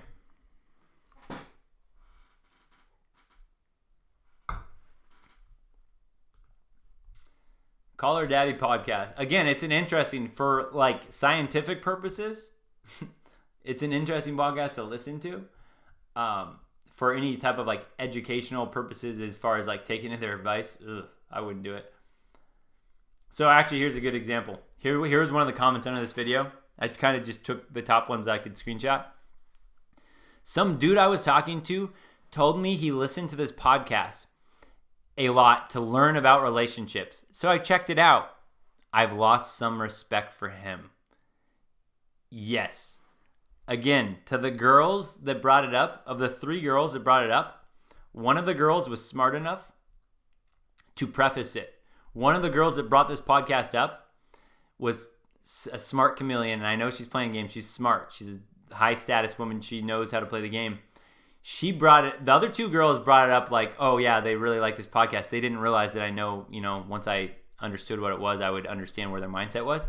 The other girl though brought it up, and she was like, she was talking about like that she heard about this and her friend told her to check it out, and she like told me, she's like, And man, I just disagree with that advice a lot. I think it's a really like bad advice. She like prefaced it with that when she told me about it, which was smart. As opposed to the other girls are just like, oh yeah, I love listening to blah, blah, blah. And they didn't expect that when I looked into it, I was going to be like, all right, I know how these girls think now. But yeah, so if a girl tells you she listens to this, just understand what you're going to be dealing with a hypergamous woman for sure. There's no doubt. There's just no doubt. So, proceed at your own risk, I guess. Hey, Uncle Charles, my man with the Muppet avatar. Super chat from Uncle Charles. He says, thank you, my friend. He says, and that's the information that these women will totally internalize into their memory. The degree her friend cut her down. Yeah, guys, like this, it's so weird. When I try to sit down and talk to women about certain things, like, yeah, it's really difficult. That's part of the fun sometimes, part of the challenge. But when I try to understand how men think in like let's just take, here's an example, locker room talk. When guys talk about locker room talk and women literally walk around thinking that guys talk about like, yeah, I banged that girl and blah, blah, blah. And they get all graphic and yeah, this girl was like a little slut. Like they have this like image that is portrayed in like the jock movies of like the meathead jocks and how they would talk about women. And women are shocked to find out when I talk to them, like, no, guys get into very little, if any, details. It's usually something like, oh, nice, how long you been hanging out with her? Hey, how far have you got? You slept with her yet? And it's usually like a yeah, or oh, not quite yet. It's like that. It's like that. We don't ask for all the details, and we don't like have this mindset. It's almost like boom, boom, boom, and then it's like, all right, we're back to our video games. We're back to whatever we're doing here. We're back to the goal at hand that we came to accomplish. Whereas women, and I tell women this because I worked with women for so long, and I talk with women about this openly. I'm just like, you guys have zero idea how men and women talk. And I'd say women reveal probably 98% more than any guy would ever reveal in a locker room talk. Women reveal that openly to almost strangers sometimes. It's like they will talk about nothing is off limits to women. And again, they project that same idea where like, yeah, we talk about everything. Of course, we talk about his penis size. We talk about the shape of it. We talk about the freckle. We talk about the this. We talk about blah, blah, blah. We talk about the positions we were in. We talk about how I was feeling. They talk about all that crap, guys. And I'm just like, you guys have no idea how men, live, because they project their own idea, their own mind on men, and they believe that this is also how men talk. So they want to limit men's spaces. We don't want men to sit down and talk, to each other because it's going to be toxic masculinity, because they're afraid that men will sit down and talk and reveal games like we're revealing right here. They just like have this projection mindset. They just like you said earlier about why women hate other women. It's because they know how they think. It's funny.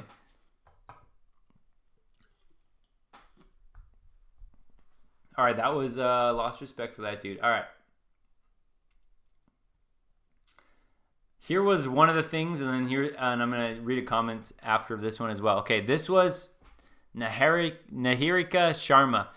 And again, I didn't pick and choose these comments. I just kind of went down and snapped the top ones that would fit in my screenshot to just give it a sample of both. But she says, if I had watched this as an 18-year-old girl, I would have actually taken these clowns seriously. So I owe a duty to the other young girls who are watching this to counter their perspective. Smart statement.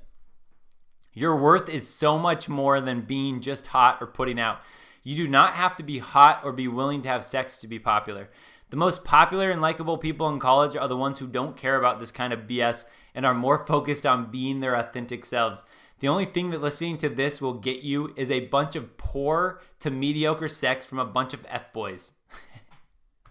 True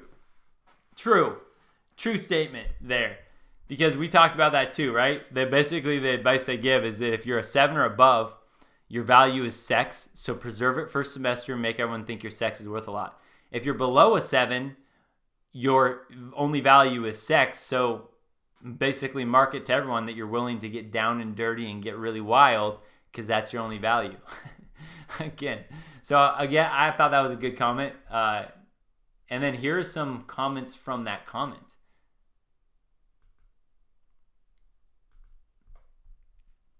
Do you live in Boston? If not, I don't think you understand how true what they're saying is. Yeah, I really hope people don't take this seriously. Wish I had listened to this in college too, shaking my head. So just so funny. It just shows you the split mentality people have, right? Two of them were like, man, I wish I had this knowledge earlier. Man, I wish I knew this before. Oh, what good advice. One of them is like, yeah, I really hope people don't take this seriously. It's just so funny how all that stuff is so fascinating to me, how information can be presented to the same exact people and they can perceive it so differently that we can see it right here in the comments how different it is. Some people are just like, this is horrible advice. Other people are like, man, I wish I had this sooner. It would have saved my life. That stuff will always fascinate me about people.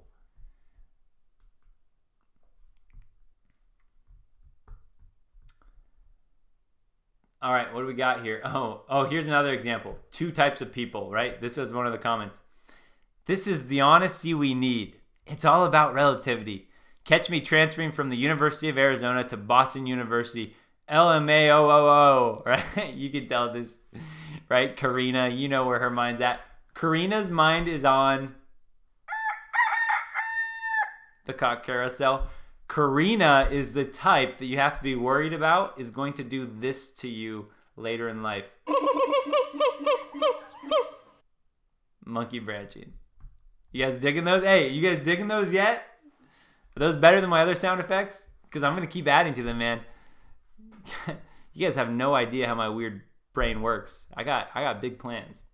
Big plans for the sound effects. All right, let's see. Oh, here's the last one I took from this. All right. Gobblester. I like this guy's comment. Gobblester says, the fact that thousands of women are running around with this kind of mentality is horrifying. Totally agree. And look, 228 people, upvoted it and agreed. It's horrifying. Hey, thank you, We Moved. We love the effects. I appreciate it. Gives me a little something to do, man. You guys could probably tell, and I mentioned it before that I have ADD or whatever you label ADD. You guys probably can tell with my content, right, on my channel. I know from reading things and researching that best practice for like YouTube and growing subscribers is to like have a consistent thing you put out, consistent time, consistent, same style, same type of video each time, because then people come to your channel and they know what they're going to expect. And I know it, and it's so true, and I can 1000% admit that I know that I don't do that at all. But by best practice, but it's because I get bored and I just have to I have to keep entertaining myself with new content. So these sound effects will help me at least, keep me entertained when I'm doing stuff like this, which is good. All right, what do we got here? So there was one. What else? I wanted to show. Oh, okay. So there was something that I wanted to talk about. We'll see if I get to it. Okay, guys, this might actually be a good transition. I'm going to be pouring my beer. I'll look through some of the comments, but what I might start talking about here is unrelated. I might start getting a little conspiracy here. I'm about to dive into my second beer here. There's things I want to share with you guys, and I understand there's certain people that are not down that road and don't want to hear that. So this might be a good time for anyone watching now or on the replay to exit, because as we go through, I'm probably going to get a little conspiracy related, because there's some things I want to bring up about some crazy stuff that might be going on, soon here in the United States. So I'm going to go through some of these comments. Again, guys, here's your kind of warning. I'm going to see if I can share a video, share my screen, share a video with you guys. But anyway, going through some of the comments here for a bit. I'll give you, we still got the Caller Daddy podcast on here, so that can tell you guys we're still in the Caller Daddy talk right now as I go through this. Yeah, most of us men were blue-pilled in college. Yep. I thought I was red pilled, but like I told you guys in my story with Jordan, you guys just know there's always more you can learn. So even when you think you're red pilled, there's still like so many more things to learn. But yeah, I was super blue pilled for sure in high school, like no doubt. Yeah. Chicago here. All right, Mike. Babes look pretty well. Yeah, there's so... Oh, yeah. Mike asks how you enjoying your lesbian mayor life. Oh, there's some funny things going on right now. Chicago. Yeah, Chicago's need some work, huh?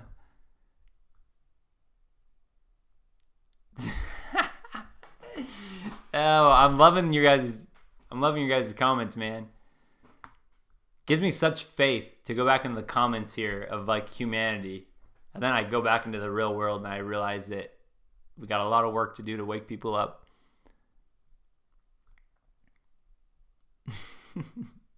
Thank God for sevens. Yeah. Yeah, again, man, I had a lot of fun in college. I still have a lot of fun. I'm thankful that I get to experience certain things I get to experience. But again, you got to be realistic. There's pros and cons with everything. Obviously, something like the whole traditional family type thing, totally out the door right now. But it opens up other arenas, or at least it's easier to just like walk away and not have to worry about this because you can see where things are right now. You can just kind of see... you can see what we're left with, and you realize you're not really missing out. So you can just focus on doing things you really like to do in your life. Yeah, wow, that is going to be single breeders by the age. These two aren't thick enough for me. I would pass on them. Yeah, see, it's funny. We're all into the different types. You know, I am into the thin girls. Although I gotta say, I got one girl in my mind she's definitely got some curves in that. There's like a certain type in my head that's just like, you know, I can't explain it, but it is definitely between a little bit thicker than these girls, but in the right spots. All right, so guys, I want to mention something that I mentioned before that is, I hope I'm able to share my screen. I've never done that before on here, but I wasn't able to download the video I want to show you. But basically, I'm going to get this off, and I'm just going to let you guys know now. We're going to get a little conspiracy related. We're going to talk about Michael Obama. I mean, my bad, Michelle Obama, and how this kind of relates to things. So I don't know how many of you guys have heard of, you could say it's a rumor, that Michelle Obama might be an actual man, might be a trans. I know that whenever you hear that, I just asked somebody, I was hanging out with a girl a few days ago, and I asked her, I was like, because now she's on board thinking Michelle Obama is a man, or was a man, or, you know, transitioned, was born a man. And I asked her, I was like, okay, so what did you think of the first time you heard that Michelle Obama might be a man? Because I was trying to figure out where she's at now, to try to figure out how I can talk to people about this. This just sounds completely crazy. And she's like, yeah, I had heard it before. I thought it was a little bit crazy. But what she told me was once I broke down and I showed her other celebrities that were actually trans that no one knows about, and I showed her body structure and all that, then she goes, then my mind started to wonder. And then once my mind was open to it, and then when you went back and showed me again the Michelle Obama thing, then I was like, then she was like, okay, I could actually see how that's a possibility. So again, I'm just trying to get a gauge, I guess, where people are at with this whole thing. But yeah, so Lostwood Production says this, right? Obama slipped up and called her Michael in more than one interview. I've seen, I believe, 3 different times. One of them was with Bear, that like outdoorsman, and Bear was like asking him, you know, what's one of the scariest things, you know, what are you fearful of? And he said, when Michelle gets mad at me. So we've heard Michael been slipped up. Anyone that's actually looked into this know that Obama has called Michelle Michael 3. I've seen 3 times, maybe more. Again, it could just be a slip up. We know that, right? but there is a lot of evidence to why this could be true. Now, how I want to lay this out is, guys, I apologize. I should have been more prepared for this. There's things I want to lay out for you guys that would make this so much easier. No excuses. It's my fault. But how can I say this? Everyone has heard probably of the Holy Bible. Everyone has heard of the Bible, I would guess. Everyone at least has, they know that that's a thing. What a lot of people are not aware of, or at least what I was not aware of, is that there's also a satanic Bible. Okay. So again, I've always heard of Satanism. I had heard of that stuff. I grew up as a Christian. I grew up going to church every day, not every day, every week. And when I was 18, I started to really question things a lot with like red pill and all that other stuff. And so I took this huge break, from religion. But I had always grown up knowing about the Bible and hearing about that. But I had never, I thought it was kind of a joke when people were like, yeah, I'm a Satanist. Like if someone mentioned Satanism, I just thought it was a joke. I didn't think it was a serious thing. But there's actually a satanic Bible. So to help you guys understand what I'm about to say, is that understand you don't have to believe any of this, but understand that other people do believe this. People believe in, just like regardless of where your stance is, that some people very much believe in everything in the Bible. Just like that, right, where that that's true. This is where I didn't know. There are also people that believe what is called the Satanic Bible. And just to give you a big summed down version of this, a lot of times the Satanic Bible is basically like rebellion against what's in the normal Bible. I know I could explain this better, but just get an idea that it's almost like the Satanic Bible gets off on taking what would be in the Bible and inverting it and reversing it. So if you understand that there are actually people, again, you don't have to believe in this, but there are people that believe in the Satanic Bible. And the whole idea, again, is that it's basically a mockery of the Bible. And whatever the Bible says, it's almost like, think about the inverse. So, for instance, if you think of like the 10 Commandments, like thou shalt not kill. It's like, okay, in the Satanic Bible, and again, you might not, depending on how, some people are like into that, but they're not deep into knowing what's going on at the top level of that. But just understand that, take that same idea, and it's like the Satanic Bible, and their sick, twisted sense goes, okay, thou shalt kill. You want to perverse the laws in the regular Bible. And it was new to me. That was all odd to me. I just thought that was odd. And I didn't realize it until I started digging. And the more you dig in, the more you find. So again, the reason why I'm prefacing this, all is that in the Bible, right, it's considered man and woman. And, there's genders. There's, male and female. Well, the Satanic Bible worships what's called the Baphomet. The Baphomet is basically, if you look at the statue, I wonder if I can pull some of this stuff up. Let me see if I'm going to try to share my screen, guys, with you and see if I can pull some of this stuff up just to give you some reference to Baphomet here. And, okay. I don't know where this is going to go, guys, but this is crazy stuff that I think people need to hear about. All right, let me see if I can share my screen and see where it takes us.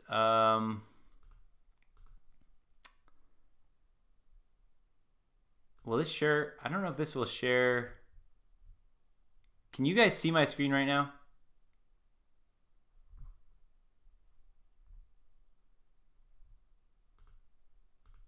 Show entire screen.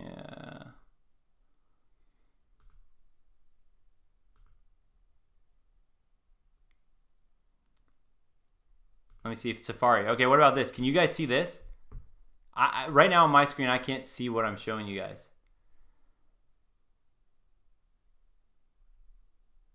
Danny, give me some feedback here, Danny. Can you see? No one can see. No Lost Wood. You can't see what I'm showing. Yeah, dang it. What the? All right, I know I can figure this out. All right, well, you know what? I'm going to be old school real quick, and I know how to get this on here real quick. All right, so I just downloaded this little picture. But let's just talk about the Baphomet. This is crazy, guys. I'm telling you, I've researched this so many times before I would actually share this with you guys.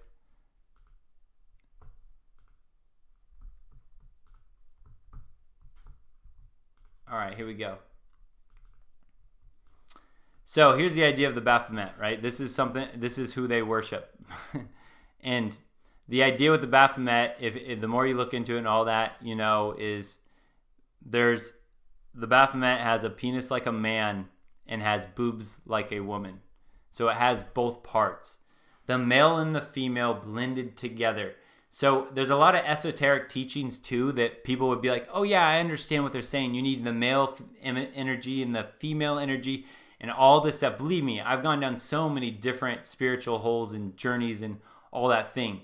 But what I'm trying to tell you guys is if you get past all the base level stuff, just like you know with dating advice from women, you know, for women or all that, you'll never find the truth on the mainstream narratives type.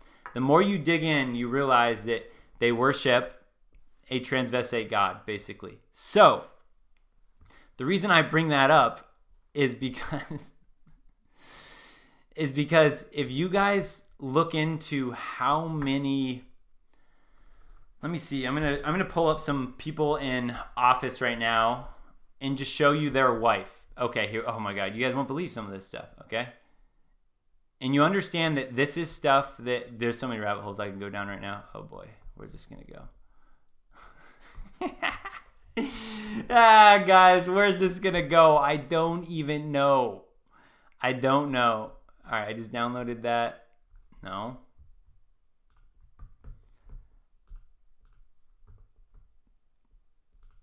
Okay, do you guys know who Chuck? Do you guys know who Chuck Schumer is? He's in office right now, okay? Let me just pull up for you guys Chuck Schumer's wife.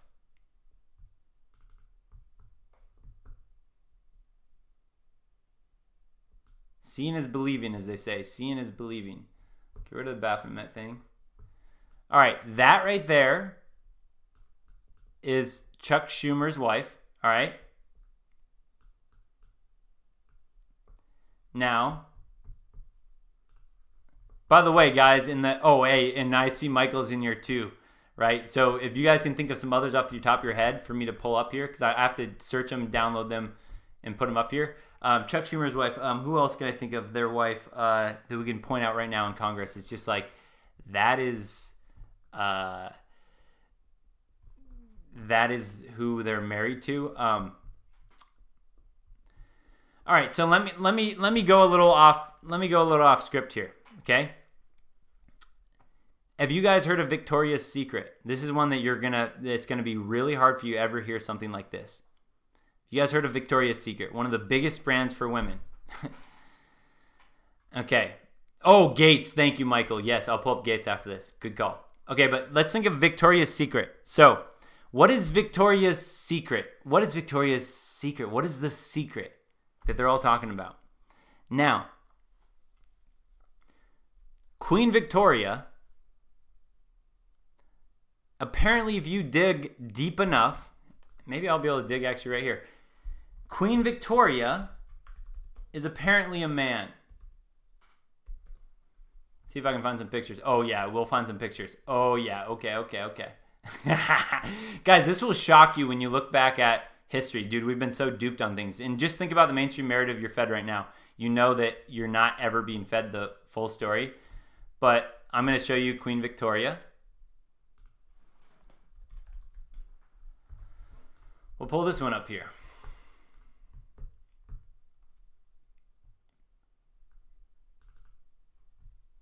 All right, this is Queen Victoria for you guys. Queen Victoria. Many other pictures you look on your own, time for sure. But again, just to give you an idea, Victoria's Secret, what's Victoria's Secret all about? Well, what was Queen Victoria's big secret? Again, you're not going to hear this anywhere on any mainstream. No one's going to know what this is. The big secret that Queen Victoria had was that Queen Victoria was actually King Victoria. It was actually a man that made people refer to her as a woman and become Queen Victoria. So this whole brand is basically a laugh in our face, Victoria's big secret. Now here's another thing that a lot of people don't know about Victoria's Secret. And think about body image. Think about how this, Bezos' wife, thank you. Oh yeah, all this stuff, good stuff. Oh yeah. Oh yeah, I like, thank you guys. I'll show some of those in a moment. Okay, so think of Victoria's Secret, right? And body image. I'm going to tell you guys how this is messed up. You know how we talked about how men and women are basically like pitted against each other. They do this with race. They do this with gender. They do this with socioeconomic class. When I say they, the elites putting on the show for everyone. Shakespeare said the world is a show. So Victoria's Secret, again, is the secret of Victoria is that it was a transvestite. Now, here's why so many, in my opinion, kids and people are messed up. What if Victoria's Secret, the clothing line, what if the Victoria's Secret angels, what if everything about Victoria's Secret, the models, everyone goes, man, the Victoria's Secret models are so hot, they're so sexy. And all women go, wow, how do they get such a toned body? What if, guys, knowing about the Baphomet, knowing about Queen Victoria, King Victoria, what if Victoria's Secret were a bunch of models that were actually transvestites? What if maybe you could look at them and say they have the lady parts, but what if at birth they were born the separate gender, they were born as men, and they've given them the hormones and the best hormones they have, the elites or whatever, and they've transitioned them into women. So that, just think, guys, think about this, so that all young women grow up aspiring to a standard that they can never reach. The Victoria's Secret supermodel look. Because only male bodies are able to achieve a look like that. And if you look at shoulder to hip ratio and you look at bone structure and a lot of this other stuff, you'll understand that this is all true. This is all stuff that's been played in. But just think about that. All the young women growing up, for me, the hottest clothing line for women was Victoria's Secret. They all wanted the pink, gear. They wanted the pink on their butt and all that stuff.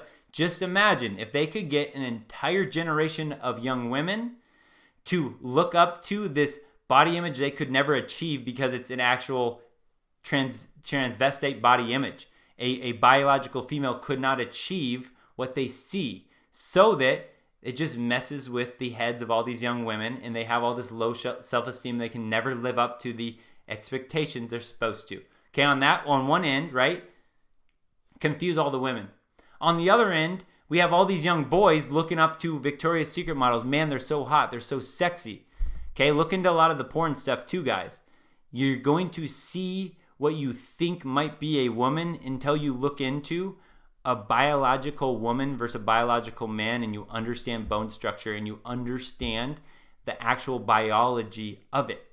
Because imagine if a bunch of porn stars were in the same exact situation. Imagine if they could take all of these children. Now, I mentioned last time, 800,000 children go missing a year. Okay? Just, again, this whole ploy is all about children get trafficked and all that stuff, right? But again, when they have these children, now they transition them into the opposite sex to play this huge trick on society. So you get these young men, not only we talked about vaccines last week, but you get these young men that grow up masturbating to women that were biologically males. And look at some of the bodies on some of the porn stars you see. They have fake boobs, so you think they're a woman, just like the Baphomet. Fake boobs can be added. You can't fake bone structure. You can't fake the shoulder, the head and the shoulder to width ratio on biology. You can't fake this. So when you understand this stuff and you know what to look for, you see it being played out on you everywhere. So the reason I mention that, right, is again, think about that. You get all these young men growing up fantasizing. So this is why I link it to a lot of different things about the whole idea. Think if they can destroy the traditional family.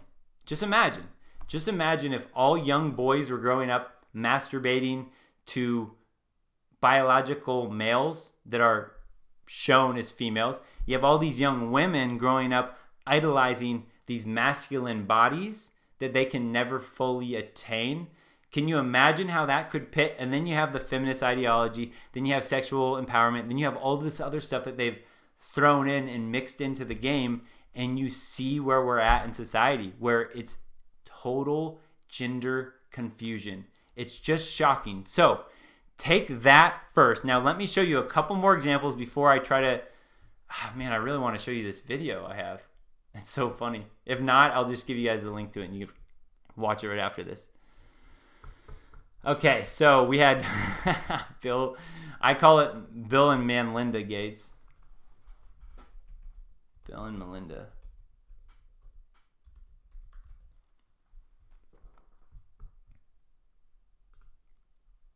I'm just going to show you one of the first pictures that comes up on Google. I'm not searching hard for this, guys.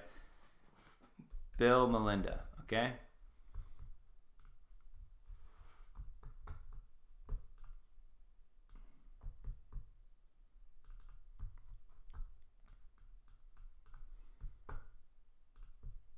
Okay, so Bill and Manlinda. Now, if you saw her hands too, like look at other stuff and look at Manlinda's hands.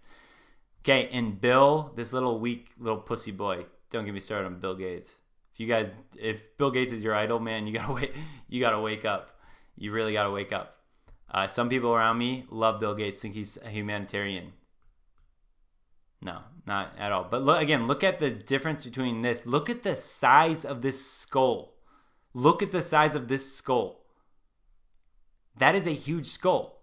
And so another thing you can look at for male to females, like, okay, so look at their shoulders.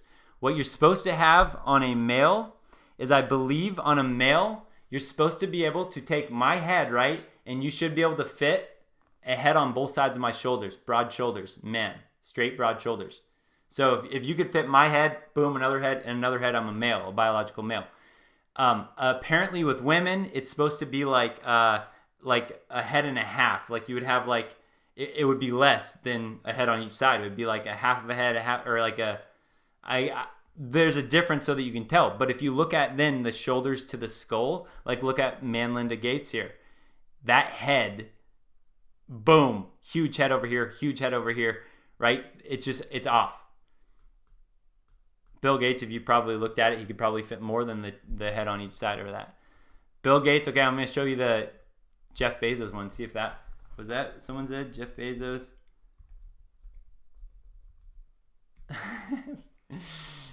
Jeff Bezos' wife?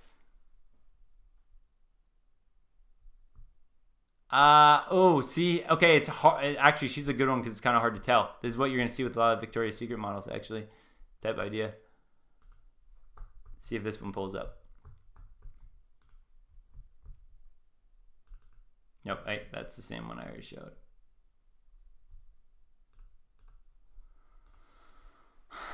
What did I save it as? Okay, there's a whole thing. It's going to be harder to see. I haven't looked into this one as much, but another thing you can look at, again, look at like the shoulders to the head ratio. Look at the size of that, neck.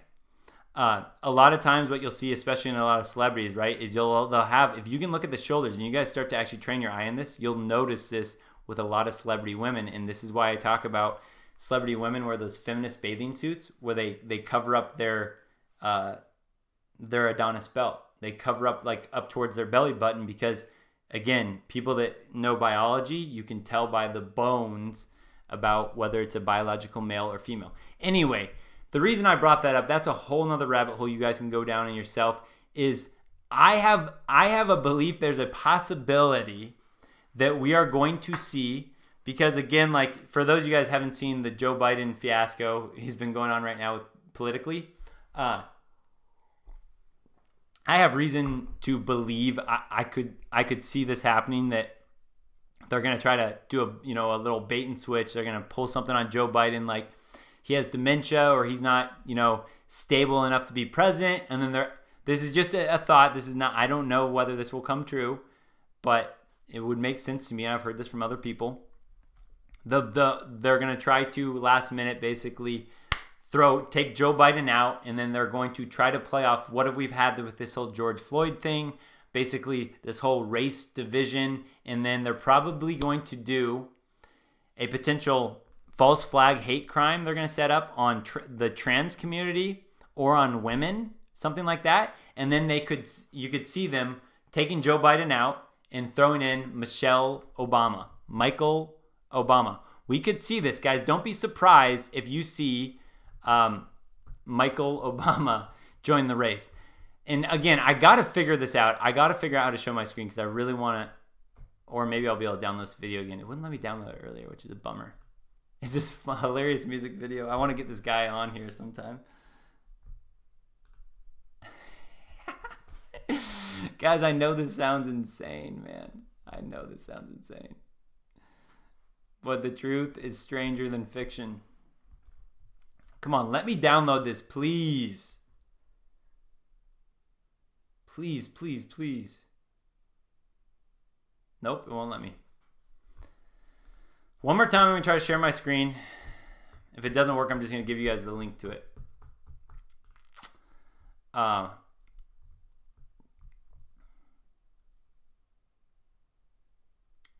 Share screen.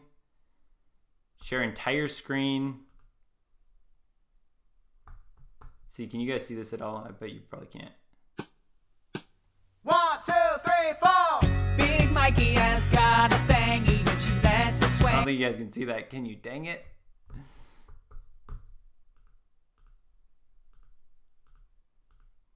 Oh, wait. Ooh, wait. What's this? Maybe this will show me. Nope. Name a womanly woman for comparison's sake. So that's tough. Okay, so here's what.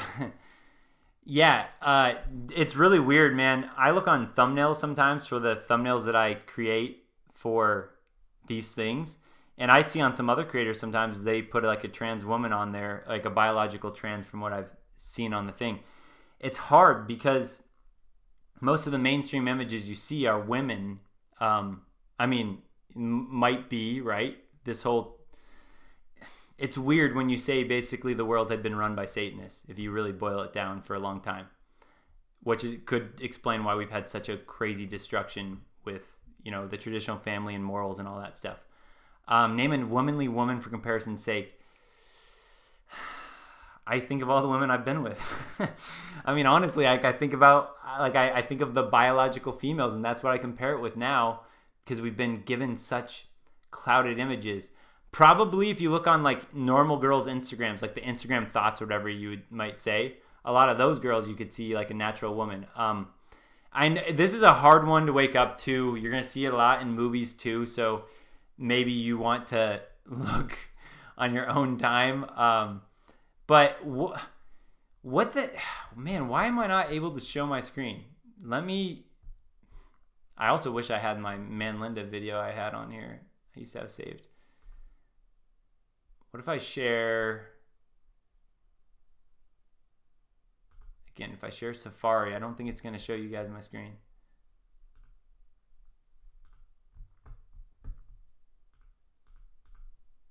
Ooh, what if I do that? No, that didn't work. Oh, what if I changed... We're going to talk about reputation. No, that's not it. We're going to talk about reputation. Maybe do share screen from here. Oh yeah, guys, we're here, right? We're here, aren't we? Yes, you guys can see this, can't you? Let me get rid of this girl drama stuff. Okay, you can see this now, right?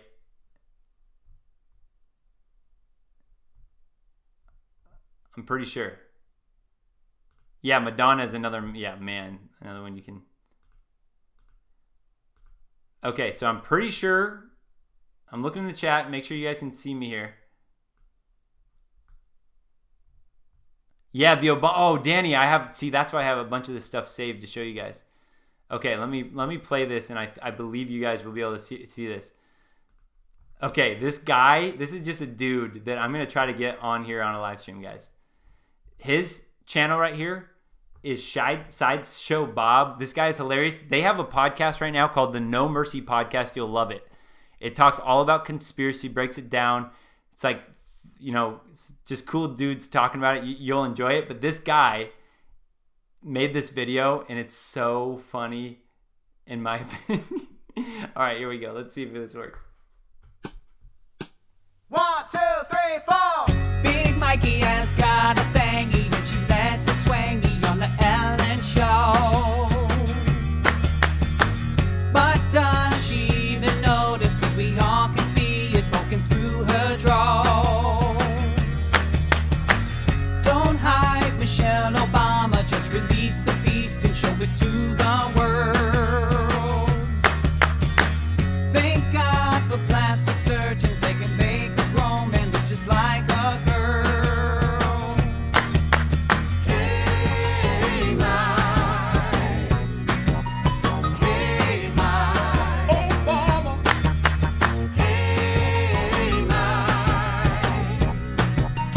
Hey, my Obama. You got your kitties, but off those your kitties, 'cause we ain't seen no pictures of you pregnant at all. Barack Obama, oh, we had a lover and a friend, his name was Michael Obama.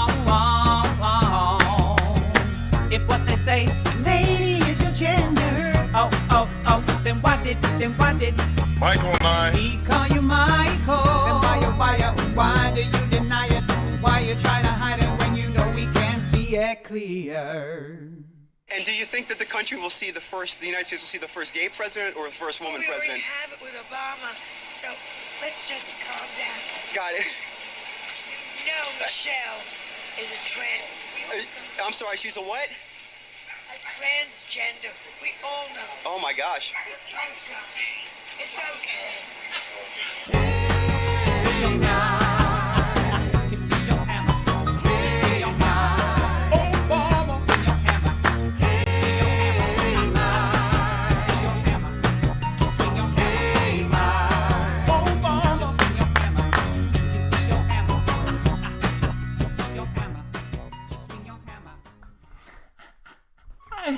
Oh, that's great. Oh man. All right, let me get back to this. Wow, I'm so glad we figured out the sharing the screen thing. That's going to open up so many possibilities. All right, guys. So that is Sideshow Bob. He only has like 1.46, like 1,000 subscribers right now on his YouTube.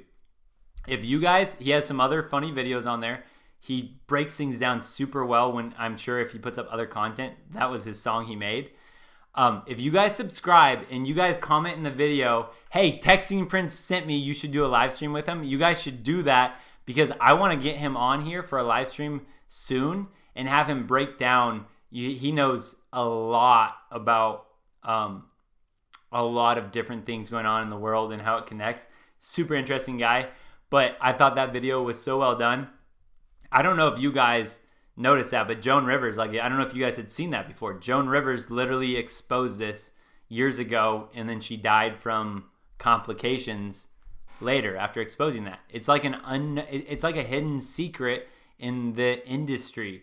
Everybody knows this. It's a part of the club up top, which is why people call her Big Mike. When people looked into, I used to hear before I really looked into stuff like, oh, Obama's birth certificate, he's not a real American, all that stuff, right? And it sounds crazy conspiracy related. But when you piece together all of this stuff, what you're going to find, and people, it will be exposed, is everything you've probably heard that you thought was a conspiracy was pretty much true, including having the first lady is Michael Obama. So again, if you look into a lot of the policies Obama pushed too, like think about all the stuff we see now, like drag queens reading to school children. Okay, I would never allow that to happen to my students in my class when I was teaching, because I know what kind of things, how kids can be, their mind can be melded so easily to certain things. But if you think of a lot of the craziest stuff that happened and a lot of the progressive agendas that have been pushed, he was a president for a certain reason, just like a lot of these other puppets are, beforehand, to push certain narratives. And we have seen this narrative right now, right? Where we see so many people are just completely confused, gender confused. And here's one of the funniest things is nobody ever questioned this about Michelle Obama, like me trying to question this, because think about that. You then look like insensitive. You look very insensitive, so you can never question this type idea. And when you do, people think you're crazy.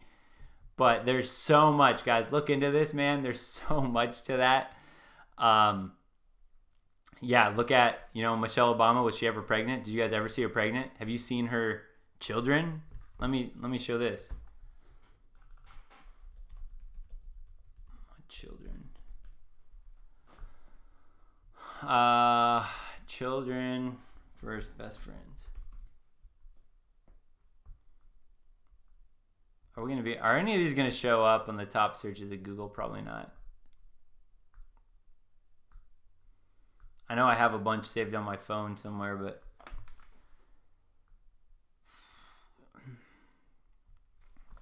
actually, I'm just gonna see if I can find any Michelle Obama man pics. See if that comes up.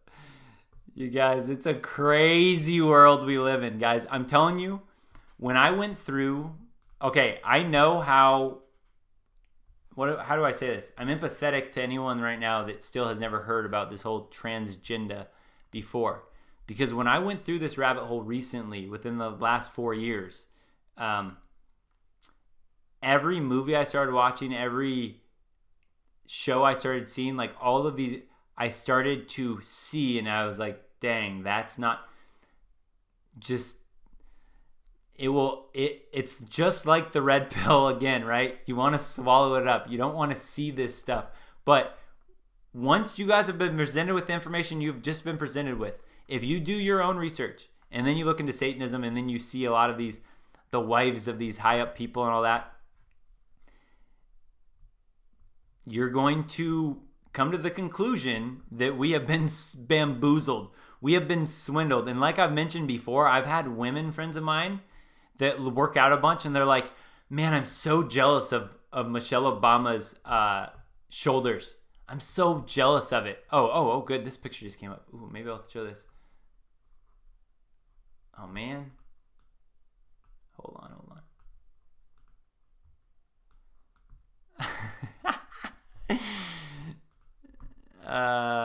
Man. Let me just see if I can show some.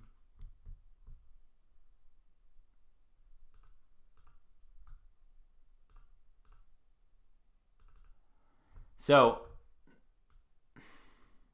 this is just a normal photo. Also, notice her hair, guys, and just notice how different her hair changes of wigs and all that stuff. Okay, like this, like when you look at this, when you look at this in a different lens, in a different perspective, and you just look at some of these things, and like look at how big her hands are, and look at the shoulders here, and look at her head compared to her shoulders. Again, it's going to take some training of the eye, but once you can see, when they say eyes, once you have eyes to see, you can't unsee. You will start to notice. Yeah, I've known women that are jealous of her shoulders and her arms. They see in it, go, man, I've always been jealous of her shoulders. I've always been jealous of her arms. And then I'm like laughing, like, no, don't be. That's a man. And then it's like, I get people that can bat me about it or whatever. But yeah, her hands are massive. Guys, this is a secret that I don't know how much longer it'll be a secret for, but it's all over the place. Let me see oh man, there's so many good Michelle Obama ones when you look at it.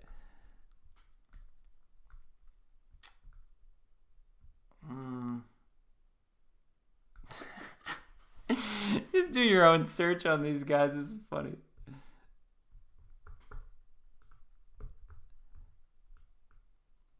Yeah. Oh, good one. Yep. Exactly. Okay. What about Serena Williams? Look at the Williams sisters.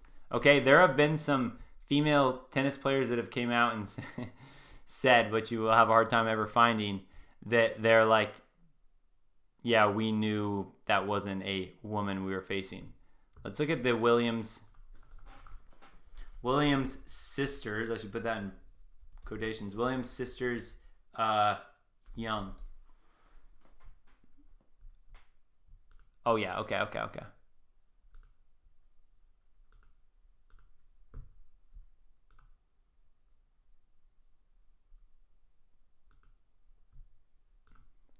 See if that's gonna let me save it. Nope. Yes, that's a good one to dive down. Yep, the Williams brothers. So dominant.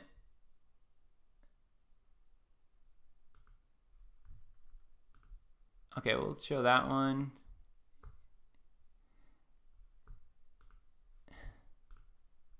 See if we can show that one too. I don't know if these are going to be convincing enough, but again, look into it. When you find the people that dig into this stuff and they have the good pictures that are just like, oh, dang. All right, here's one. Like, just think about this. Like, such a young age with such a influential person, okay? This is when they were young. Other people have shown pictures of them young, and they've shown the Photoshop where they just Photoshopped like more hair on them. I've seen this before with Taylor Swift as well. There's one picture there, and then let's see a more modern one.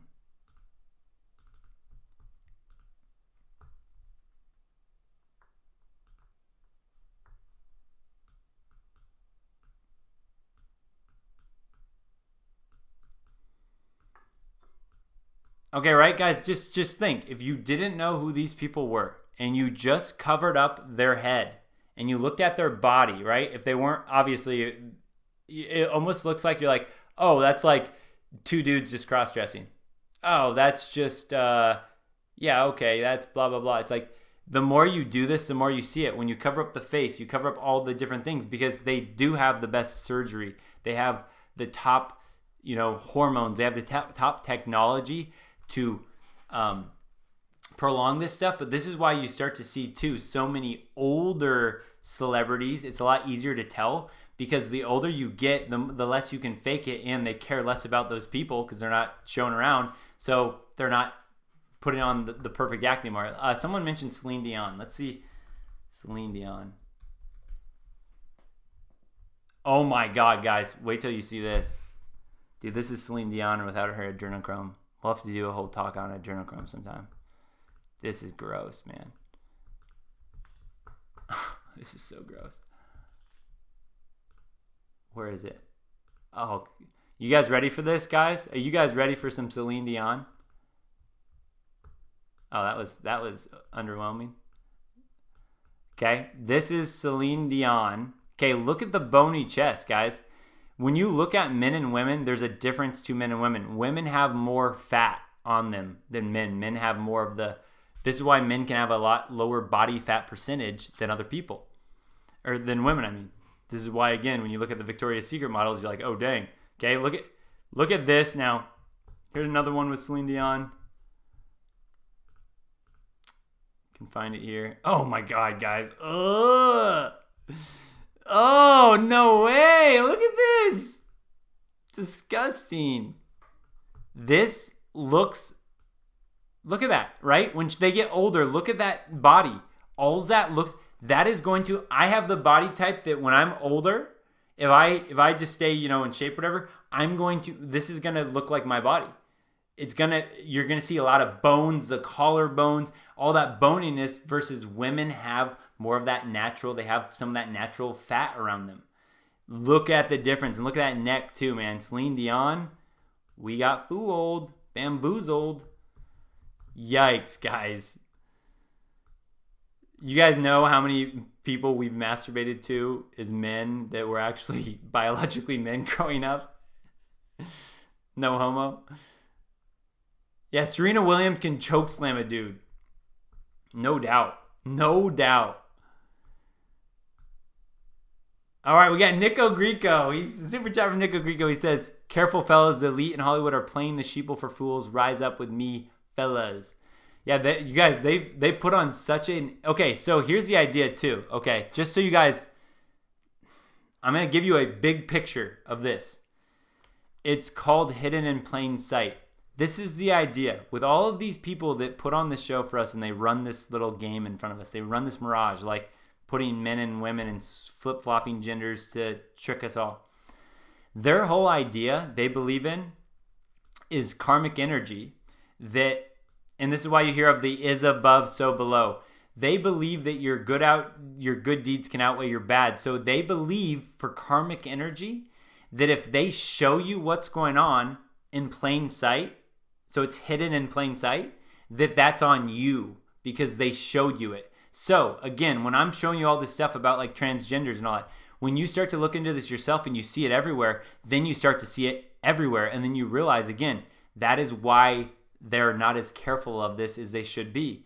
They literally put it in our faces. When you look at the pedophilia images, the symbols that the FBI look at for pedophilia, and you look at how many times those symbols are put in everyday logos or companies around our everyday life, it's like it's hidden in plain sight. And their idea, these dark magicians, as you can call them, these sorceries, as you call them, man, it's like, it sounds weird to call it like that, but they believe in karmic energy that if they tell you what's going on in front of you, hidden in plain sight, that's your fault for not figuring it out. That's how they can live with themselves, is they believe they did their job by warning you by putting it in plain sight. This is why they do a lot of predictive programming in movies and shows about what they're going to eventually do later. They feel if they put it in the movie, not only will it make the collective energy buy into it, stuff like the purge that we're seeing in the George Floyd riots now, it gets people to buy into it. They're desensitized to it, but they also do it for that karmic energy. They believe if they show you what's going to happen beforehand, then when it actually happens, that's your fault that you didn't see what they were trying to show you. Just like Bill Gates, when you look into Bill Gates, and he talked about a big outbreak that will come in the next few years. He talked about this a couple years ago. Look into that and look into the patents on COVID and all that stuff. It's all a crazy little game to them. And then we got like Lost Wood. Thank you, my man. Super chat from Lost Wood. He says, can't wait to hear your take on adrenochrome. Guys, adrenochrome is wild. Adrenochrome. Maybe we can end with a quick touch on adrenochrome tonight. Okay? Maybe we can end on a quick touch on this. Adrenochrome. All right, guys. How many of you in the chat have heard of adrenochrome or have any idea about adrenochrome right now? Just just say no, never heard of it. Yeah, I heard of it. I'm trying to get an idea of where we're at here. I might have to crack open a new beer when we're talking about adrenochrome. This is one of the sickest things. Yeah, I bet you they have the cure already. Absolutely. I believe we're going to see, when I've talked about this before, the Great Awakening, we're going to see all the cures to cancer and AIDS and all these things that have been hidden for a long time.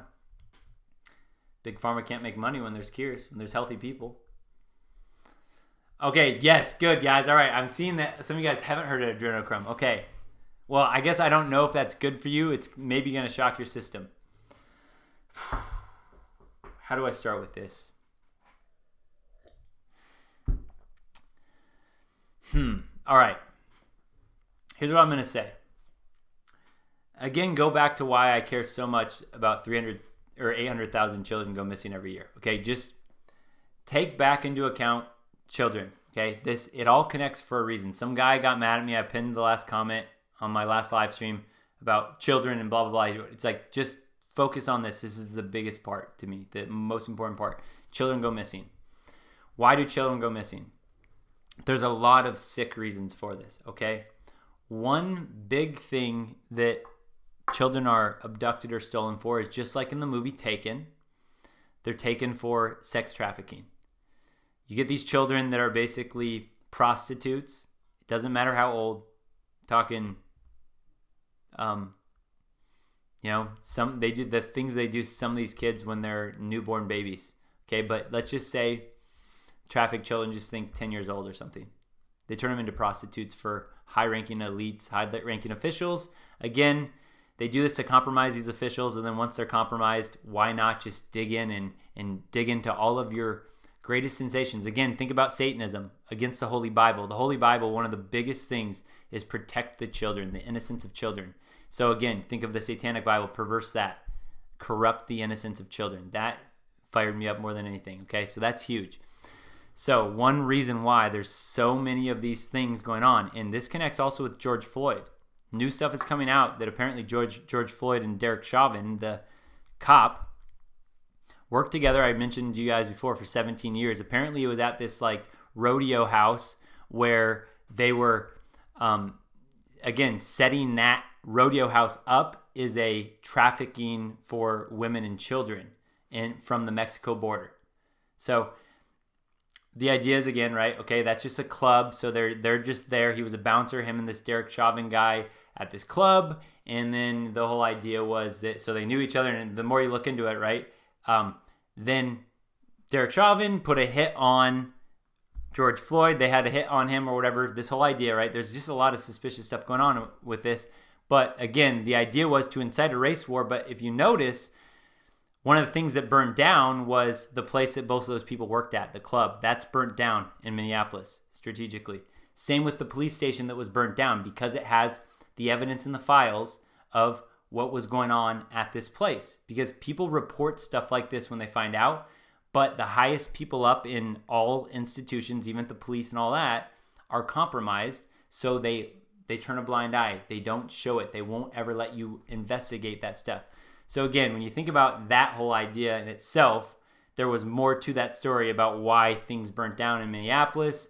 God, I have some more videos to show you guys about that. But anyway, the idea, again, children, human trafficking, okay? They sell these children as prostitutes to the highest ranking officials, politicians, law enforcement, whoever, the high ranking people. And they have this sick sex market going on with children, okay? That's one thing. The other thing they do with these children is organ donations. They take these children's organs. They do blood transfusions. When you hear about the Fountain of Youth, what they're doing is they're taking blood from youthful children to put in their own body so that they regenerate easier and that they live forever young. Okay? Again, if you think of celebrities, yeah, they have the best products and all that stuff. Another thing is the Fountain of Youth, the Holy Grail. What is that? Blood from children. So anyway, children are used as prostitutes. Children are used as for their organs.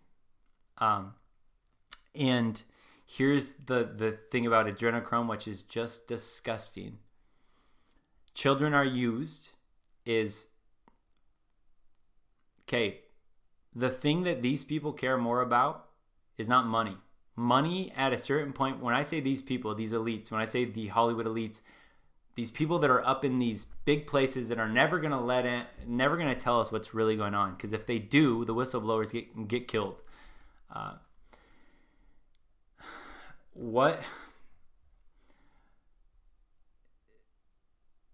a certain point, you've done every drug. When you're these high-ranking officials, you're these high-ranking, high-status people, you've done every drug. You've gotten all the highs. At a certain point, right, there's nothing left. What new high can you experience? Well, let me introduce to you, apparently, the greatest high a person can get is called drinking adrenochrome. Okay, adrenochrome. Let me see if I can pull up any. I'm just going to type in adrenochrome and just see what comes up.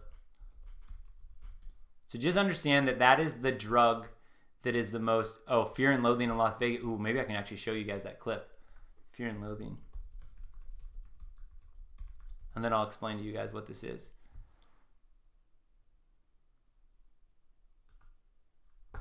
Kind of hotel attorney. I advise... Okay, I know I got to share my screen here.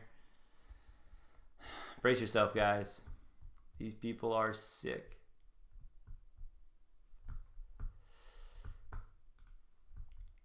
Kind of hotel, room 1600, please. As your attorney, I advise you to take a hit out of the little brown bottle in my shaving kit. You won't need much. Just a tiny taste.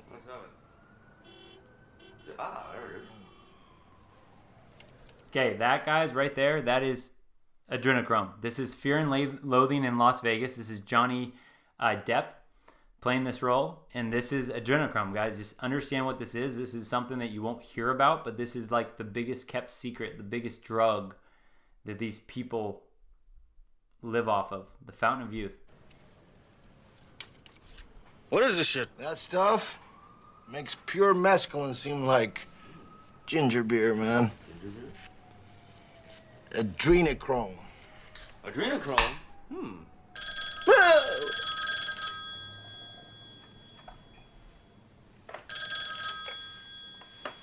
Hello? Hi, Lucy. God bless. Yeah, it's me. What? Hell no. I taught the bastard a lesson he'll never forget. What? No, not dead. He won't be bothering anybody for a while. Yeah, I left him out there. I stomped him. And pulled all his Okay, now watch this. Remember, guys, just think. This is the most powerful drug in the world. The description that people that have taken it have given is that it's like nothing you've ever experienced. Yep. I remember thinking, Jesus, what a terrible thing to lay on somebody with a head full of acid. But we have a problem. That bastard cashed a bad check downstairs and gave you as a reference. They'll be looking for both of you. Yeah, I know, Lucy, but you can't judge a book by its cover. Some people are just basically rotten. Anyway, the last thing in the world you want to do is go to this hotel again. They'll trace the call and put you straight behind bars. No, I'm moving to the Tropicana right away. I think that's a different name, but I'll let you know what it is. And,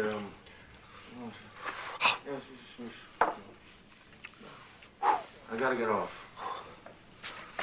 Really have this phone tap, baby. Yeah, I know, it was horrible, but it's all over now. Oh my God. There's someone at the door. There's someone at the door. Hey! Hey! No! I'm innocent! It was Duke! It was Duke! Lucy! Lucy, I don't know if you were left in my girl! It was left in my girl!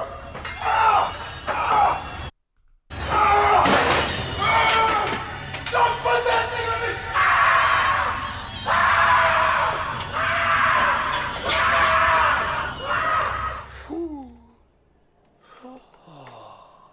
Well, that's that. That's the last we should be hearing from Lucy, man. She's probably stuffing herself down the incinerator. All right, guys, let me just tell you what the heck that is. Oops.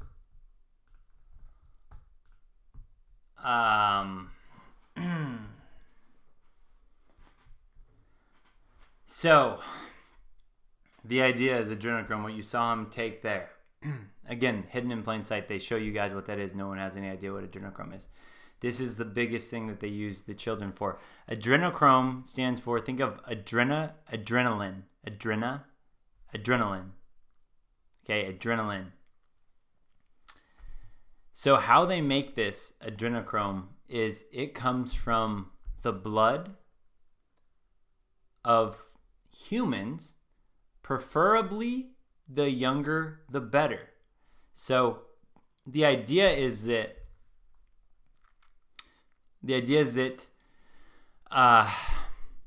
just like we know that children have this really great ability to bounce back and to live in these fantasy worlds and to have fun doing anything, they just can find joy in all the little things. They haven't been corrupted by life as much yet. So part of that whole innocence and that spirit makes the blood that much sweeter, makes the adrenochrome that much better. So the younger, the better. And the adrenaline part of this is that you basically can steal the adrenaline of these young children. So how you do that is they will do these, what's called a satanic ritual sacrifice. They will literally kill. And this is, look into it, man. It's a world that I didn't know existed, but it exists. They will sacrifice these young children. But before they do that, they will sacrifice them on this altar to their God, their Baphomet God, and all these other things. Before they will do that is they will torture this child in ways that no normal, sane person could even think or consider. They will torture this child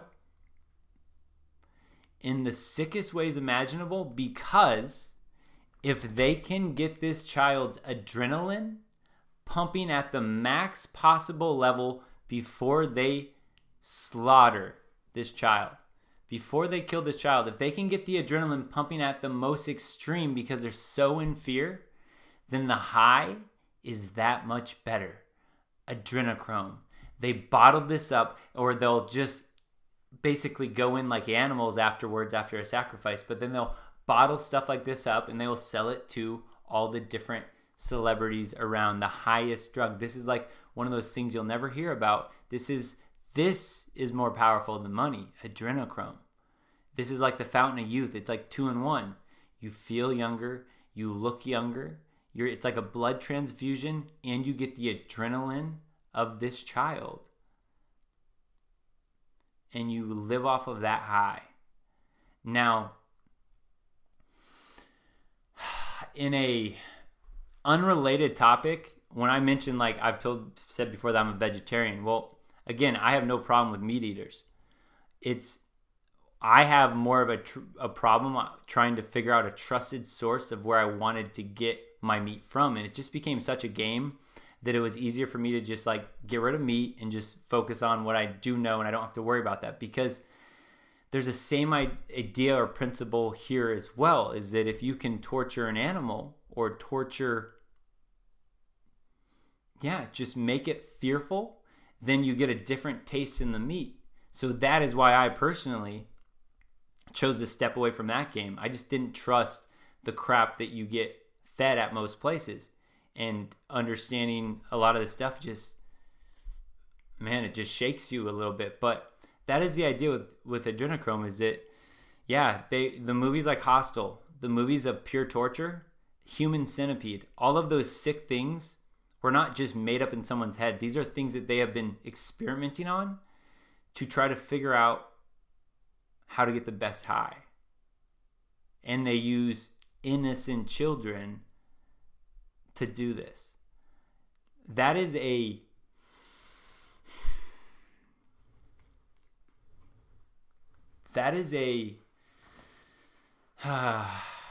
enough for me to question so many things about life. Like when you realize, like me, where I was like, okay, I grew up with religion. I kind of grew up, with the Holy Bible.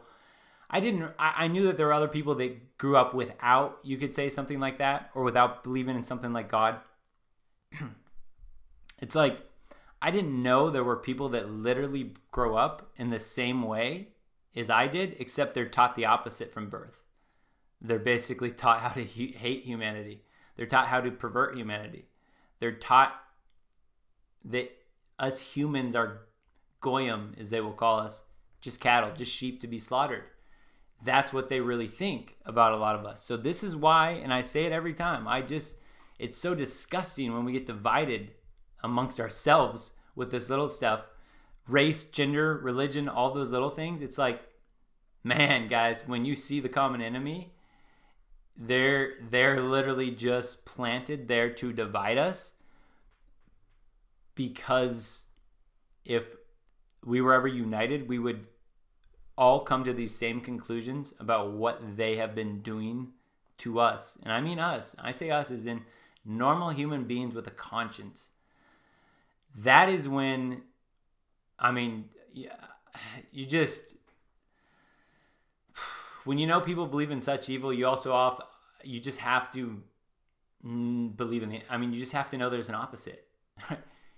I didn't know there was such scum on this earth. But on the flip side, that does again tell me that there's an opposite. Oh man, adrenochrome, that's maybe something you didn't want to hear about. But it's a big secret. It's a big kept secret, and they have stuff like in movies Monsters, Inc. Let me show this.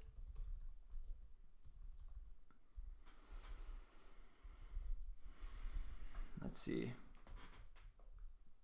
Oh, wait. Oh, yeah, okay. Let's take this.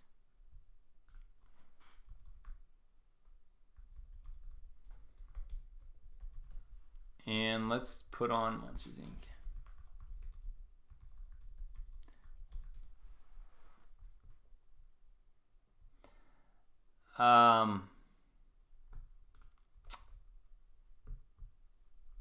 All right, let's see if this works.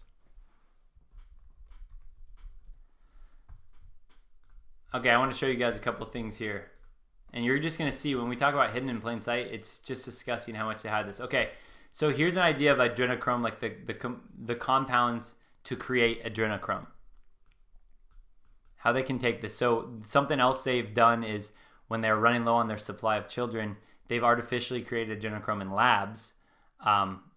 With a lot of people will say from clones. So it's synthetic adrenochrome, but they have from like cloned human beings, which that's a whole nother rabbit hole, but they've been cloning sheep since the 40s or whatever. So if you don't think they've advanced technology since then, well, anyway. But now let's look at, so that's adrenochrome. Oh man, I don't know. This is kind of, oh yeah, there's all these code words, man. This all links with the Hillary Clinton emails and all that stuff about code words they've used. But look at, so I wanted to show you guys this picture here. This right here, the soccer ball, right? So look up above about adrenochrome. It looks like a soccer ball. So a lot of references you'll see in movies, they do these subtle little hints to people in the know about adrenochrome, and they push these things on us. And us, we just think it's innocent soccer balls that we're seeing in movies, but they'll have references that people in the know will go, oh, that's adrenochrome. Okay, again, just notice the difference between that and that. So here's an idea. You'll see a soccer ball a lot in the movie Monsters, Inc. Disney's in on all of this crap. Okay, Monsters, Inc., the soccer ball. If you watch that again, you'll notice it. Now, let's think about the premise of Monsters, Inc. The premise of the movie Monsters, Inc., if you've never seen it, is these monsters go inside closets of children and they come out and scare them, and they get this scare meter, and like that fills up these canisters that they have to bring back to their lair, their monster lair.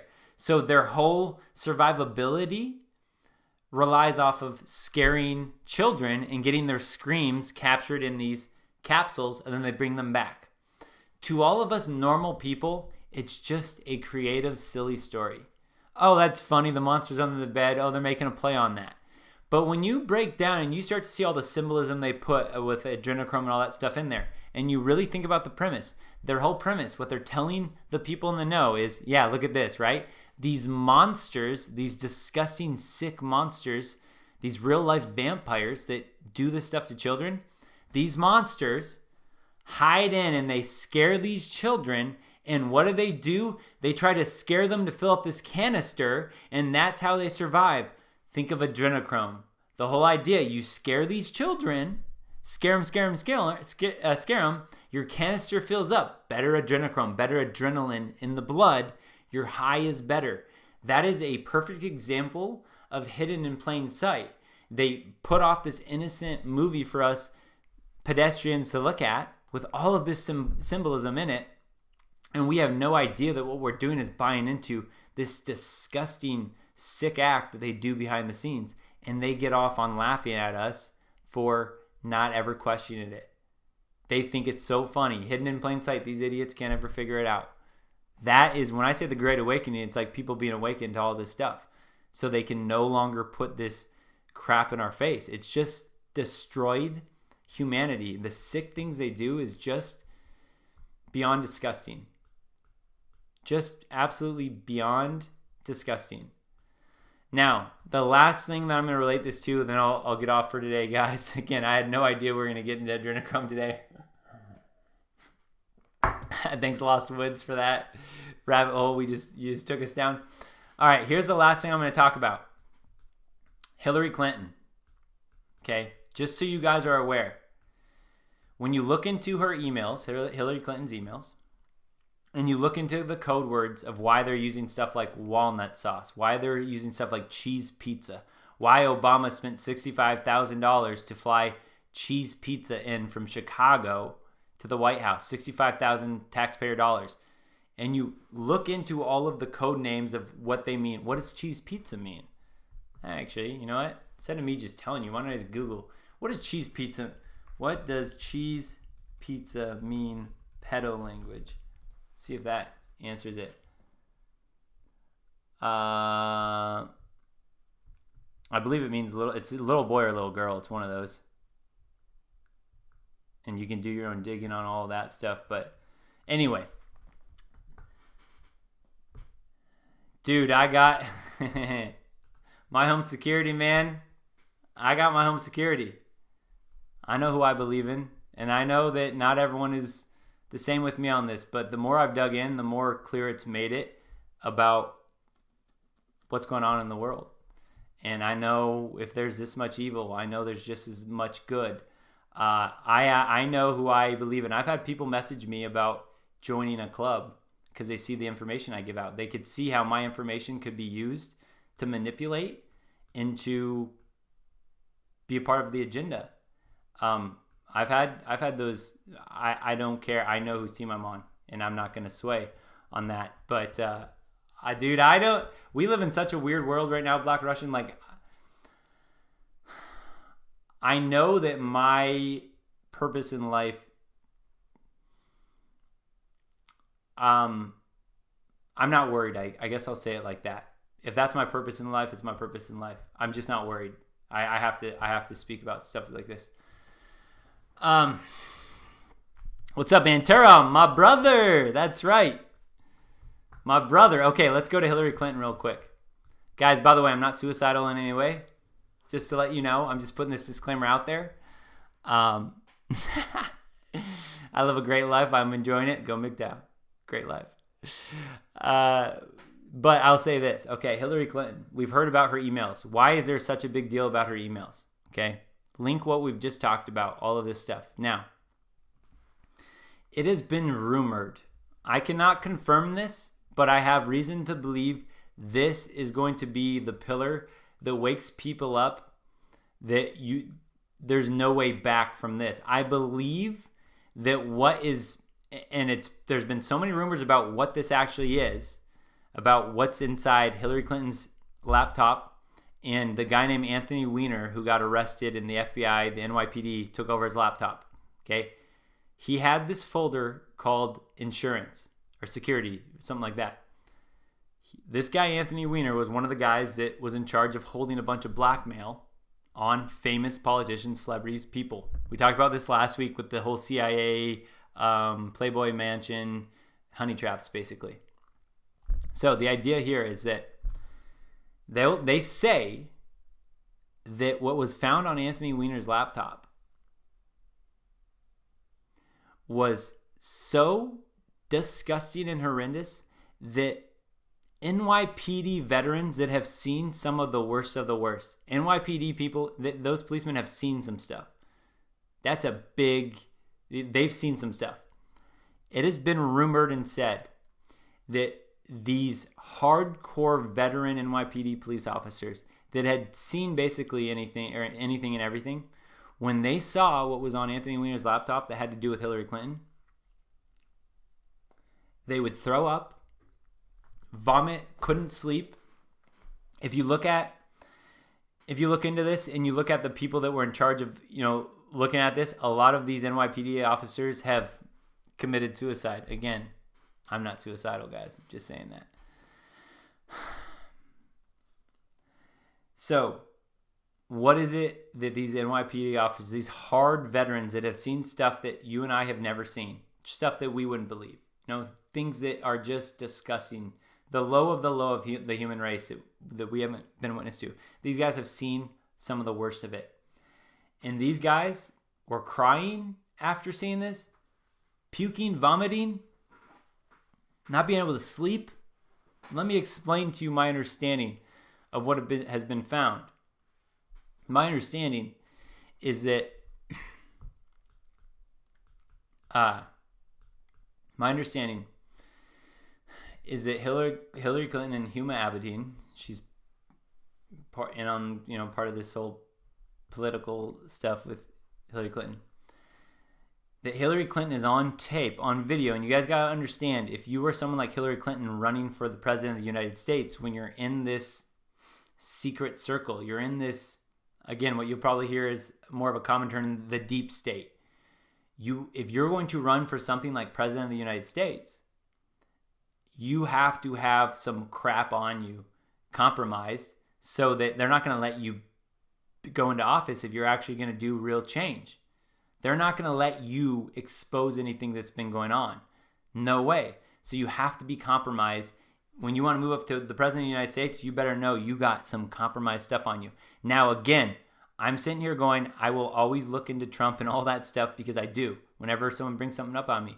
But again, you could look at this the same way and go, why does everyone in the media hate him? Why? Because if he was going along with the agenda, wouldn't they kind of make it seem like he's doing a good job? So anyway, that's just a separate side note. But again, the idea is that on this laptop, Hillary Clinton was seen torturing a child for this adrenochrome. And the extent to it, her and Huma Abedin, again, this has just been rumored, and I've dug in pretty deep, and all the rumors seem to correlate to this idea of what was actually seen. Again, I don't know if this will ever be exposed for people to see, but apparently Hillary Clinton cut off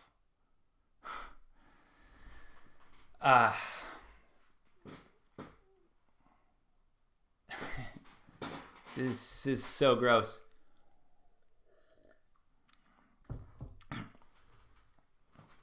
That she, cut off the face of this child, like the Texas Chainsaw Massacre.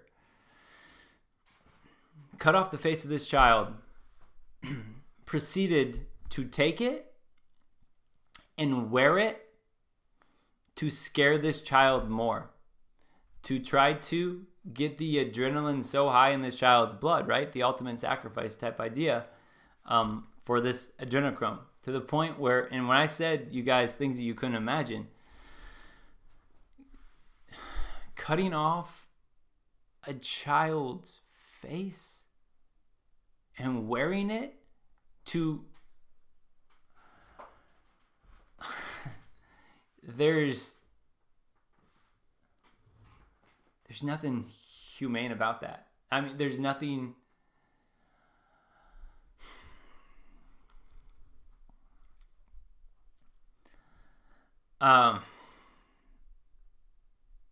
Okay, hey, super chat here from Uncle Charles, man. Sorry, I hope I didn't miss any others, guys. He says, why do they have to scare the child to release the adrenaline? Why do they have to make children suffer? Again, this is why I brought it up with the whole Holy Bible. And they want to pervert the Holy Bible. They want to do the opposite. And again, the whole part of the adrenochrome thing is that these children can produce this adrenaline, and it's so pure. It hasn't been corrupted yet. It's so innocent, pure blood. It's supposed to be like basically the strongest. So on one hand, they get the blood for the youth beauty effects, but the adrenaline part is for the high. That's so that they feel invincible. Like you saw Johnny Depp do in that Fear and Loathing in Las Vegas.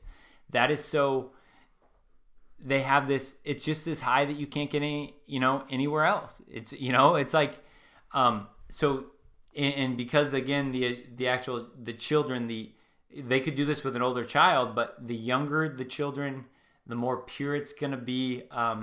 There's other stuff if you dig in this too about, certain children that to them, I guess, taste better than other children. There's so many sick things about this, but when we talk about cannibals and vampires, it's like those are scary, like fairy tales or folk tales for a reason, because people knew that this stuff was going on by the elite. You never get this exposed until now, the Great Awakening, because people just are just like, dude, like when I find out about this stuff, like I'm not gonna keep quiet about this. I've lived an awesome life, by the way, guys. Like, and when I say this again, like zero chances of any type of suicide. You guys see me, I'm in perfect health, in my opinion, right? Feel good about the world, but I've lived a really good life. So when I hear stuff like this, like that's these kids. How can I even put this into perspective? The kids that are raised in this or taken away, or kids that are taken from orphanages, they've never met a human being that has shown them any love. That breaks my heart, man. Kills me.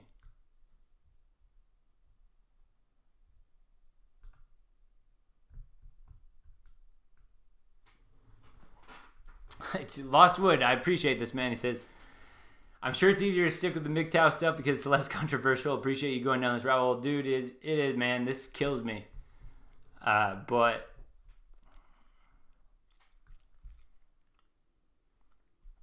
it's dark. Look into it at your own risk, guys, but maybe this will help people understand that when I have certain beliefs about certain things, it's for a reason. And I look deep into things. So maybe that's the moral of the story here, man. Yeah, for we wrestle not against flesh and blood, man. I think a lot of people are going to wake up to that. There's so many truths that I was ignorant of and that's going to be a thing in itself, man. There's been a lot of religions themselves that have been compromised and taken over.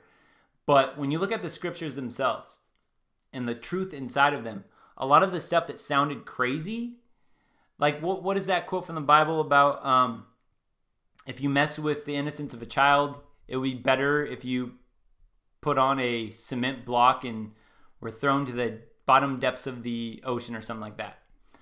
There's like stuff like that like when you look in it, you hear that and it's like, dang, that's kind of harsh. It's like, oh, I didn't realize this was accounting for all of the sick people that are literally in this world, that they literally live to prey on humanity and what you would call God's creation, man.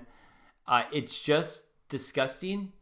And hearing all this stuff, man, it can really send you in the wrong direction in life, believing that like there's just nothing to be excited about in life if this is allowed. But the only reason I'm telling you guys this is not to spread fear. It's like I've never been more how do I say it? I've never been more confident in a higher power, but then I don't know how else to say it. But anyway, man, this got heavy, man. This got super heavy. This is why I should have planned it. I knew I should have planned it if I was going to go down a rabbit hole, because when it goes off the cuff like this, I never know where it's going to land, and this stuff tears up my heart. So anyway, guys, hey, thank you for joining up. If you want some higher vibes, watch the first part of this video. The deeper stuff, the second part. But when I say this all to you guys, I am so happy to be alive during this time right now. Yes, when there's mass riots and protests going on in the world, and we're hearing about adrenochrome and all this stuff. I am so happy to be a part of this time on Earth for a reason. Because I don't know how to say this. I know it sounds weird. I know how this ends. And it ends in a positive way. I know, when you watch a movie, good wins. Like, it's true, good wins. Good wins. This stuff has been hidden for so long. So the fact that it's coming out now, instead of being scary, it's like the reason it's coming out now is because they've lost their power. They've lost their control. That's why it's coming out now, and it's spreading fast. Because I don't care if you're a man or a woman. I don't care what skin color you have, and I don't care how much you make.